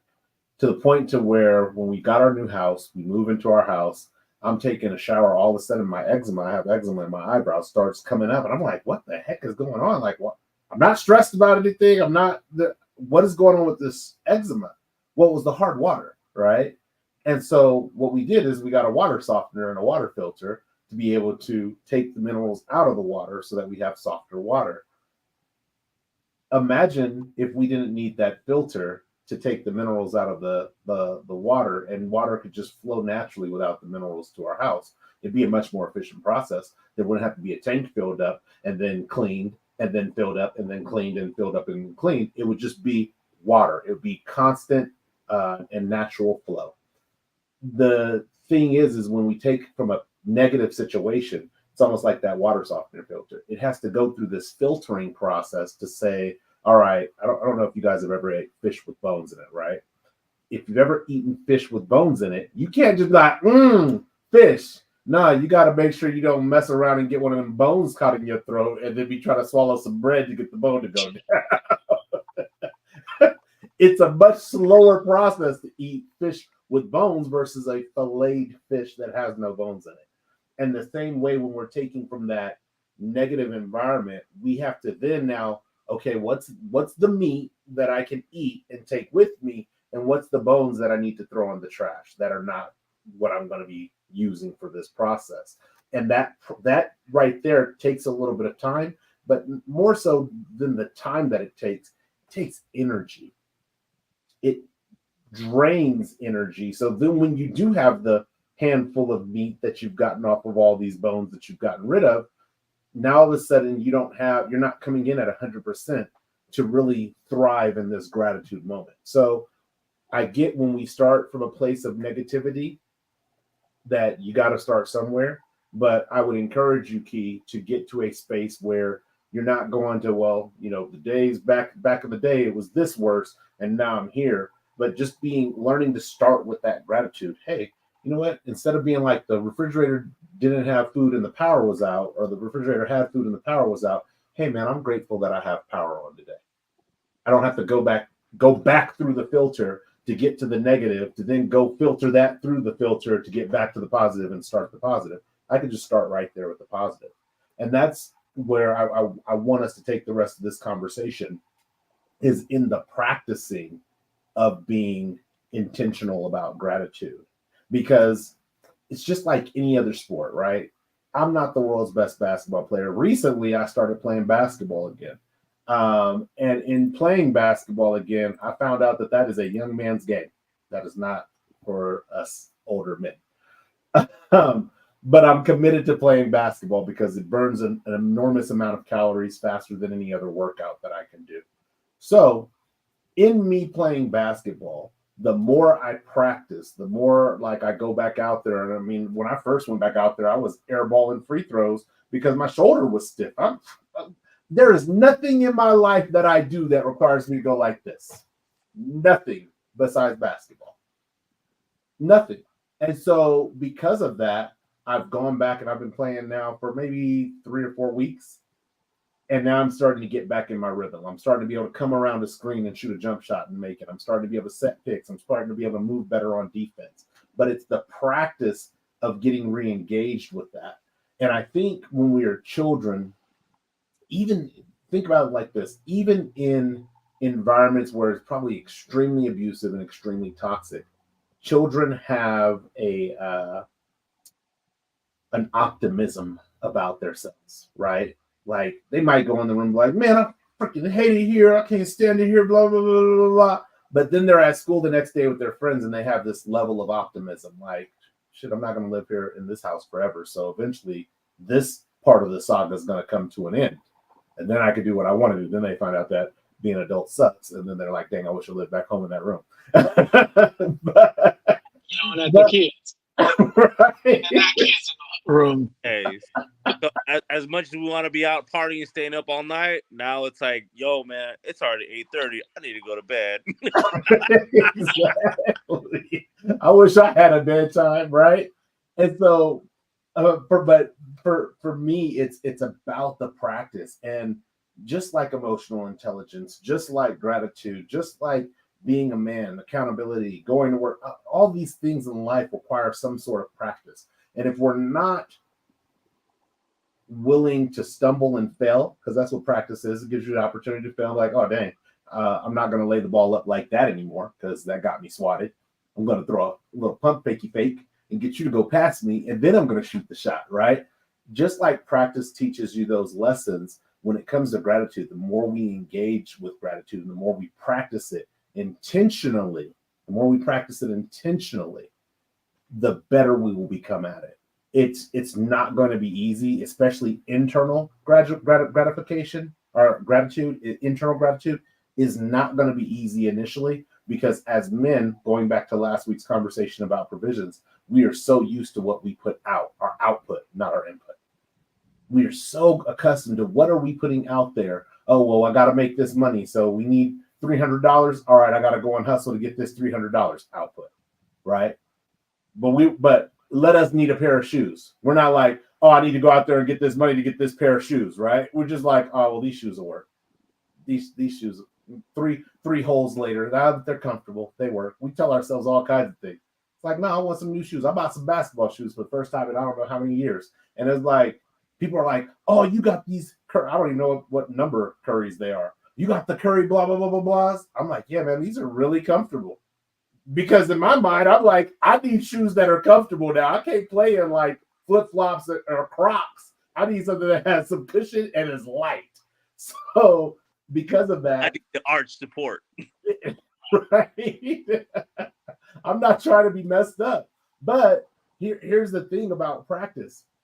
What it does, and I love that you said that, is it teaches us to focus on the positive things that we need to focus on. Think about if I'm playing basketball, right? So I go and play basketball when the game is over. I'm like, dang, my knees are a little sore because I'm jumping, I'm running, I'm stopping, I'm going, I'm doing all these things that I don't normally do. But my focus is not on the jumping and how my knees are going to feel. Because if it was, I'd start limping in the middle of the game.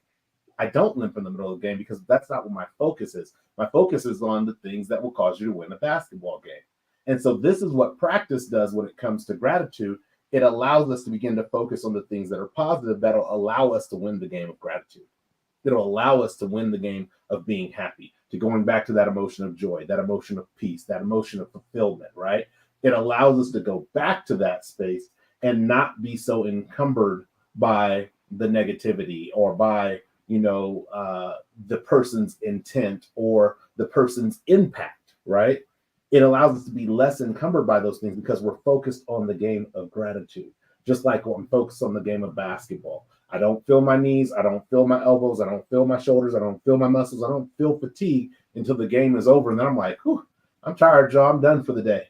And then I go and I take the shower, and then the next level, oh, my knees are starting to hurt. Oh, the next level, now my ankle is starting to hurt, right? It's as I begin to stop focusing on basketball that all the other things come in. And as we begin to stop focusing on gratitude is when really all the other things come in. That's where the insecurity comes from. That's where the defensiveness comes from. That's where the offensiveness comes from, right?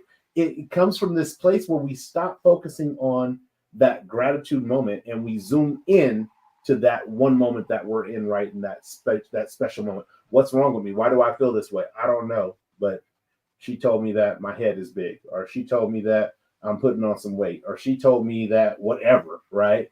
And now all of a sudden your focus is away from gratitude and you're focusing on that one thing, which is going to drag you further away from gratitude. I've said enough. Really quick, I want to bring in what Blacklight said. He said, I figured that with a lot of men from our dad's generation, I asked in wisdom what were the lessons, challenges, and ways of evolution that could afford to be leaders in the world they live in.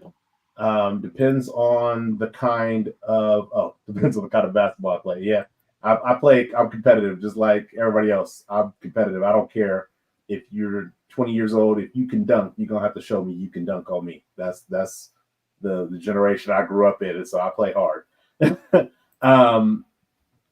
But for you guys, when it comes to practice, what are some of the things that you would like to give to the men? And then because we're at an hour and 40 minutes, also provide your final thoughts.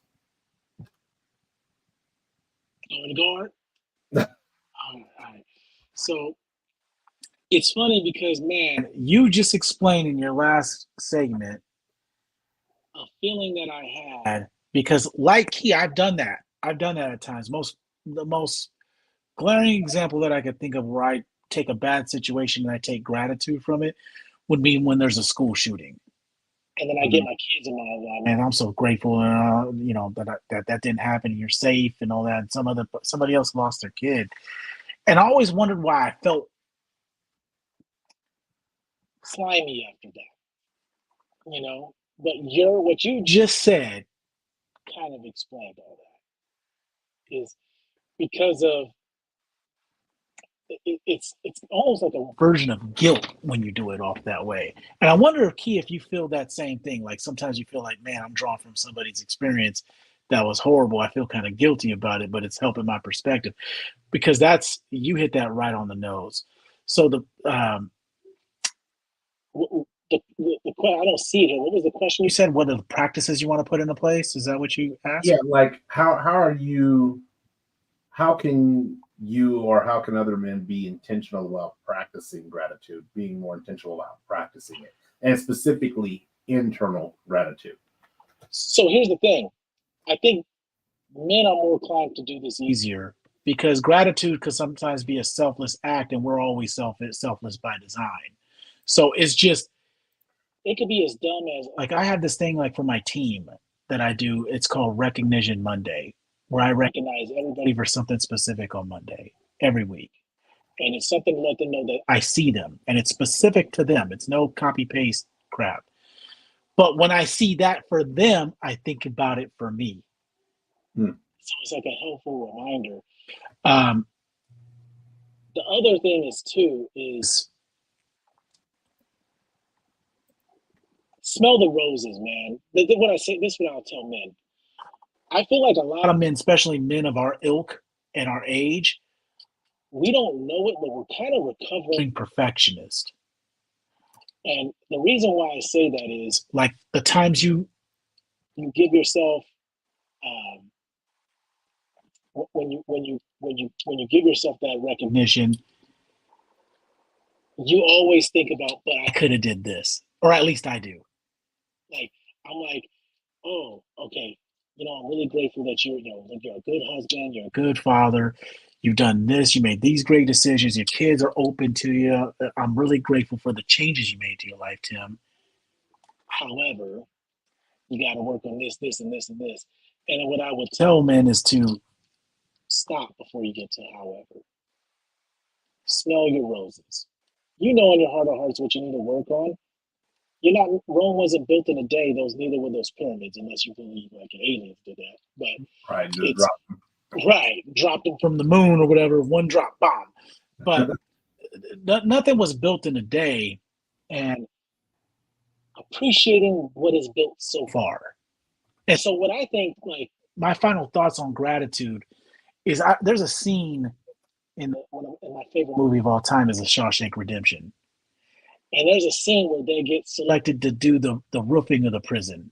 And all he asked for, he negotiated for cold beers for him and his friends. And they get done laying the roofing, and the sun is setting, and they're just sitting out there. Him and his inmates having a beer, laughing and talking together. They were grateful in that moment for what they accomplished. there wasn't a reflection of, but man, I ended up in jail and I made some dumb decisions. No. Be grateful for what you've done now and what you're going towards now. What's done is done. But what is current, and what is can be shaped and molded. So that's the thing that kind of really sticks out to me. Black Lightning put in the chat a comment. Life, nothing hits harder than life. And I'll leave it with one more movie reference, and I'll kick it over to Art. One of my favorite fictional character of all time is Rocky Balboa. I love Rocky. I've seen all the Rockies, and that's a saying he said from Rocky Balboa. Now, Rocky Balboa is an interesting movie because he's older in age. He's old and he's coming back to fight a younger guy. And his conflict outside the ring in the movie is with his son. And his son is blaming him for his life being down. And I remember watching that movie the first time it came out. I was the son when I watched it. And I was mad at the world and I was blaming everything on that. And now when I watch that movie, I'm Rocky. I'm the father. And there's the scene, you can look it up. He confronts his son and he's like, listen, losers, he doesn't say this bluntly, like he's like, losers make excuses and they blame everybody else for their faults. And that ain't you. You're better than that. And like he's motivating his son. And I think that's the other side of the coin too, is you are what you create, man. You're the sum of all your decisions. Be intentional about things you want to change. It's right. You got to get to a point where you're done talking about it and you're ready to be about it. So those are my two final thoughts. Be grateful for what you're doing in the moment. Don't leave the however out of it. When you're in the moment of self-gratitude, that's not the time for you to critique yourself. That's a reflection thing, not in the moment of gratitude. And then secondly, Buddy Lee, man of action, can't bust him. Buddy Lee as Buddy Lee in Buddy Lee. You gotta be about that action, man. If you want to change, you got to be the catalyst. Nobody coming through that door to say, "This ain't the movies." Right. Back to you, Art.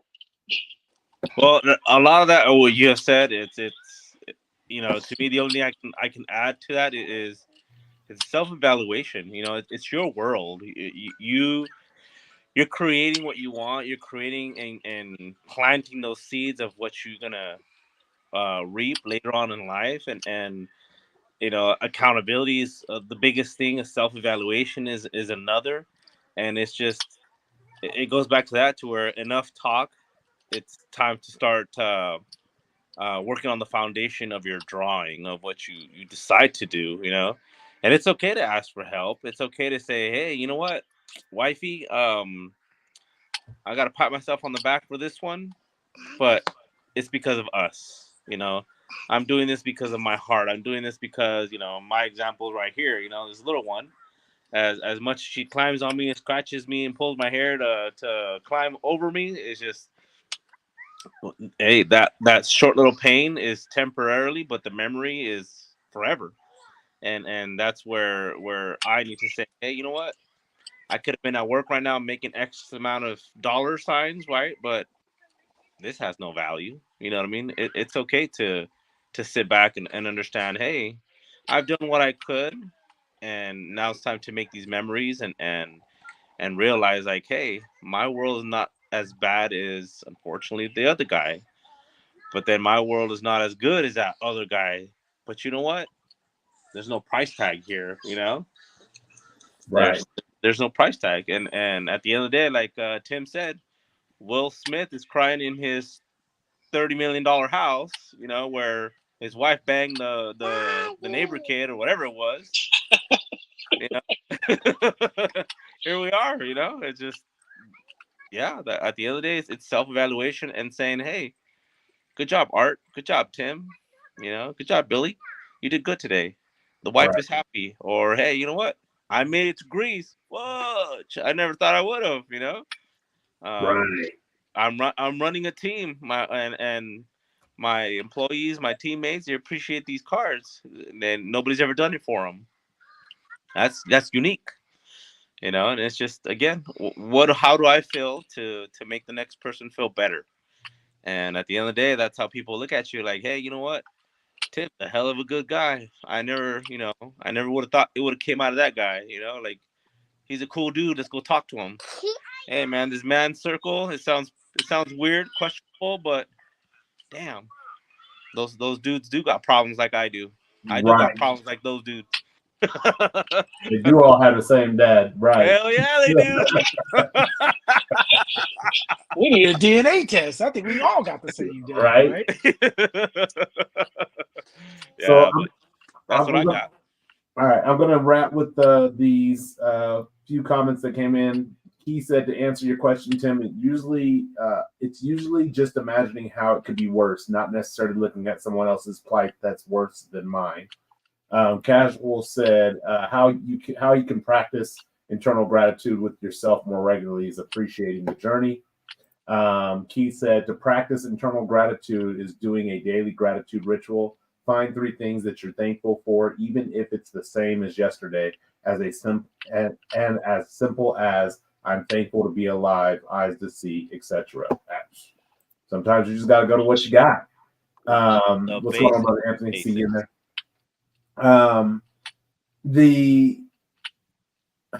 There's so much that can go on, but I'm going to give you guys. I have an exercise that I put in here for practicing gratitude. And when I was actually creating the graphic for this came up because I was looking for a picture of gratitude. And this is what came up. It said, today I am grateful for. If you just start off your day with today I am grateful for, the day will naturally populate things and moments. Like you said, Art, those moments you can't put a price tag on, right? It will naturally populate things for you to be grateful for. Doesn't mean that you're not going to have somebody cut you off in the street. Doesn't mean that you might not find yourself in a car accident. Doesn't mean any of that. But in Tony Robinson talks about what he calls the reticular activating system. What this is, to kind of like say what this is. If you've ever purchased, let's say, Art, let's say you drive a Honda, Tim, you drive a Honda, and I drive a Honda. Whenever we're out in the street, we see a lot of Hondas. Like, dang, everybody got a Honda, right? And what the reticular activation system does is it allows you to see what you're looking for, and it ignores what you're not looking for. So you'll see Kias, Benz, Mercedes, you'll see all these other cars, but the only thing you're paying attention to is Hondas. So it seems like you see this abundance of Hondas when really you're still seeing the same amount of cars that you've seen probably day in and day out, because everybody's going to work at the same time, so on and so forth, right? And the reticular activating system can be used in gratitude as well. If you're going out looking for moments to be grateful for, you will find moments to be grateful for. I remember when I was going through my first divorce, and I remember waking up every day because I was suffering from depression, and I was like, I got to pull myself out of the depression, and I really don't know how to. And so I just remember talking to God and saying, hey, God, look, every day I need you to have an appointment for me to meet and talk to someone. They can be a stranger, it can be a person I love and care about. I just want to have an unscheduled appointment with someone every single day. And I kid you not, for about 5 months straight, I go to the grocery store, I'd be talking to somebody for 30 minutes. I'd go to the gas station, I'd be talking to somebody for 5 minutes. And I had every single day, it was like there was just an appointment, and it seemed effortless. It seemed like God was just like, here you go, here's that appointment. All right, here's that appointment. Okay, here's that appointment. But it's because of the fact that that's what my intent was when I went out. I'm going out, and so instead of just saying, hey, how's your day? And before they even say good, I'm already on to the next thing. I'm intently listening and intensely focused on what they say. Because if they say, man, my day is shitty, let's talk about it. What do you want to talk about it? Like, that's a completely different space to be in. So when it comes to practicing gratitude, I'm going to encourage you to take this reticular activating system and apply it to gratitude. So when you wake up in the morning tomorrow, Today I am grateful for. Start your day with that. And like he said, it can be simple things. I'm grateful that I woke up today. I'm grateful that I have a job today. I'm grateful that I have shelter today. It could be simple things, but also be looking for those other moments of gratitude throughout the day. And I there's not very many things I promise, but I can promise you, if you are intently looking for moments of gratitude, there is no way you'll make it through the day without finding it. No way. I can literally guarantee if you're intently looking for it, there's no way you'll miss it. That's what we have. As always, for me, I have a couple of the key takeaways from tonight that I would like to share with the group. The very first takeaway, I think, Tim, you said this. You said tap into the idea that there are people who would trade places with you in a heartbeat. In my book, I talk about there's like this comic that I was looking at, and I forget where I was. Oh, I was in a, you know, where I was at? I was at Wienerworks. Unfortunately, it's closed now, but that's where I was at. And they had this comic on the side of the wall, and it was a guy who was walking, looking at a car, a guy in a beater car looking at a sports car, a guy in a sports car looking at a helicopter. And when you look at that, like that arc, it's like all of these people probably have problems. Like the guy in the helicopter, like, man, this fuel is so expensive, right? But the guy in the sports car would trade with you in a heartbeat because he's sitting in traffic in his sports car.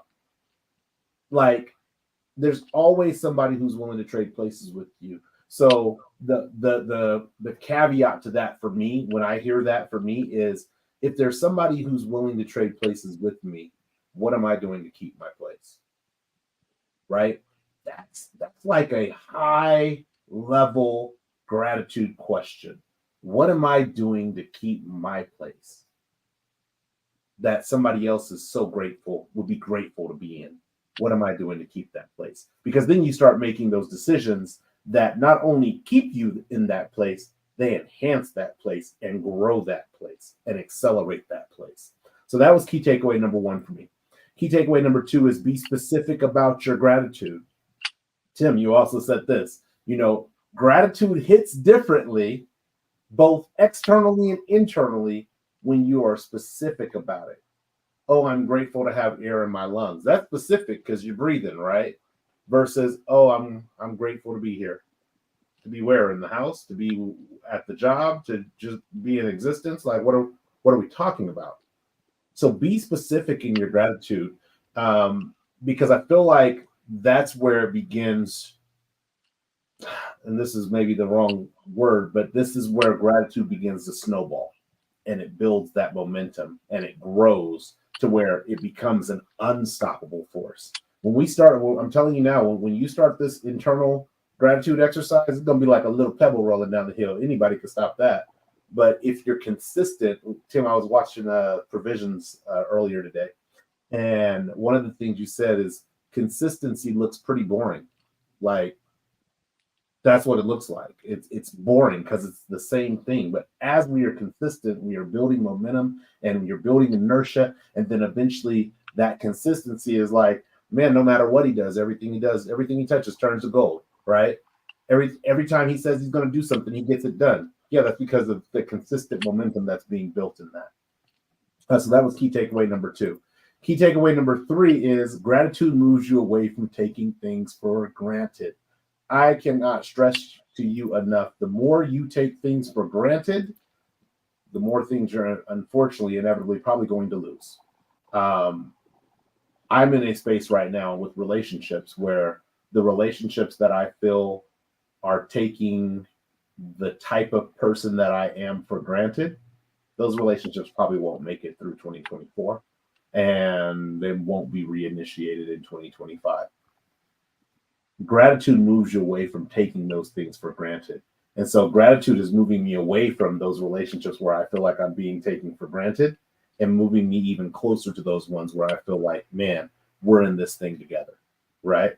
And so if you are going to be in a space of gratitude, realize it is okay to move away from whether certain people, certain situations, certain habits, in some cases, certain jobs, right? It's okay to move away from those things because you're moving towards something that is going to be greater in the overall end game. Takeaway number, what are we on? Number 3. So number 4 is stop before you get to however. I like that you said that, Tim. When you're appreciating yourself, you said stop before you get to however. Man, Billy, you're a good dude. However, you got a lot of things to work on, right? Stop. Billy, you're a good dude. Stop. Hard stop. Period. You're a good dude. Be grateful. And the thing about that however moment, I think what it does is, again, it hardens us to be receptive when people are grateful for us. It hardens us because it's like, goes back to what's your angle, Art? Babe, you're so sweet. In our minds, we insert however, what do you want? Right? However, what did you buy? Right? That's what happens, and it's a trained behavior. And there's a conversation my wife and I are going to end up having, and then we'll have this conversation in the men's circle. But it's a trained behavior where almost like where we tell ourselves, I learned this in anger management. We tell ourselves, if somebody ever hurts my kid, I'm gonna kill him, right? So you hurt my kid, you're gonna die. And we tell ourselves that story enough to where if our child gets hurt, it's no shock to us that we killed the person because we've been telling ourselves that we're going to do it. This is what that however does. It's like manifest destiny. Hey, I'm grateful for the type of friends that you guys are to be here with me on the men's circle. The end for me, right? But if we're constantly in this manifest destiny, well, what does Billy want? However, we're not going to do the men's circle anymore. However, you need me to be more active. How, like, all of a sudden there's these additional conditions that we put into play that are self-imposed, and they were never a part of the story to begin with. I got 2 more. Key takeaway number 5 is be intentional about the formula. Tim, you said you are the sum of all your decisions, right?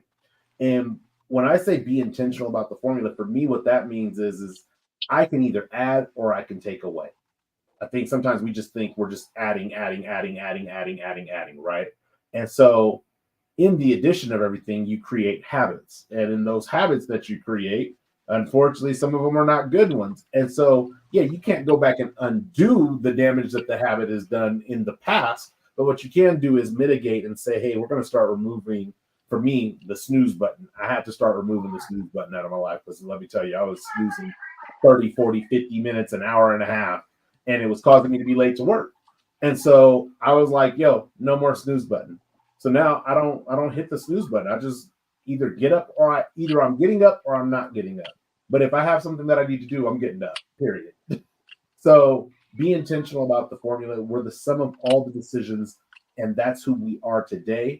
You can either, the next part of that equation can be a subtraction. The next part of that equation can be a multiplication. It can be division. It can be addition. It doesn't matter, but be intentional about the formula, whatever it is you're deciding. And then last but not least, self-evaluation. Art, at some point, you get to choose the materials. And when you were talking about self-evaluation, what I imagined was like, if my life is me building, like, you know how they have those pavers, right? The pavers that you put in your yard. If my life journey is just nothing but me laying these different pavers, at some point I get to choose the materials. I could choose marble. I could choose concrete. I could choose clay. I could choose brass. I could choose gold. But at some point, I get to choose the materials. And the way that I decide the material that I'm going to choose has a lot to do with self-evaluation. Well, where am I trying to go? If I'm trying to go to the moon, I need to have a fire-resistant material to get through the atmosphere, right? Because I'm evaluating where I'm trying to go. No different than with us buying homes out here in Utah. It was like, okay, well, I'm going to have to stop fucking up my credit. Like, if I want to get a home, the whole credit thing is going to have to come together because I don't have the cash to buy these houses cash. So I became very intentional, and the material that I started using was things that would allow my credit to improve. And now my credit is in the space where I don't, if I'm, well, number one, I don't go and get a lot of credit because I don't like messing with my credit. But if I do want to get something on credit, I don't have any anxiety about, oh, shoot, am I going to get approved or not? Like, Billy, would you like to save 10% on this purchase with the retail card? Nah, I'm straight because I don't even know if I'm gonna get that. I don't even know. All y'all gonna do is say it didn't go through, and they're gonna send me a letter saying I'm denied. I'm denied. I've been in this space. I was gonna say for the credit thing, you gotta get all of PEMDAS to unite like Captain Planet on that thing.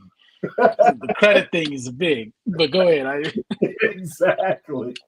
So at some point, self-evaluation is extremely important. And at that point, when you're in self-evaluation, you're able to begin to choose the materials that are going to help you get to where you want to be in your journey. And if you find out that a paver that you put down is not the right material and you stepped on it and it broke and it cracked, you can either repair it or you can replace it. Repair or replace. Those are your options. Because other than that, you're going to be sitting on a broke paver waiting for the next move to make it happen, and it ain't going to happen. So that's what I have for you guys tonight. It's been a great segment talking to you guys about gratitude. I super appreciate you guys tuning in live. For those who are watching live, appreciate all the comments in the chat section as well for you guys contributing to the conversation. Man, this is actually the end of this season because we do 2 months and then we take a month off. So we will not be back next Tuesday or the Tuesday after that or the Tuesday after that or the Tuesday after that. The next time you will see the men's circle, let me look at a calendar really quick, will be on Tuesday, I believe, April 9th. Yeah, Tuesday, April 9th will be the next men's circle. I start getting the itch. Hey, you got any more of that men's circle you got? So these hiatuses, yeah, but for reflection, it's the intentionality between the recharges. And there's some topics that we're going to be talking about. One of the topics that we'll be talking about, casual. You always, it don't matter if it was like 7 episodes long. You'd be like, dang, it's the end. Yes, the end. But there's some new topics that we're going to be talking about. There's some topics that I'm researching. One of the topics I'm researching right now is men's health in regards to our sexual health, like how the mind involves with our sexual health, how hormones involve with our sexual health, how exercise and diet and all these different things that are involved in our sexual health. So that is one of the conversations we'll be having coming down the pipeline.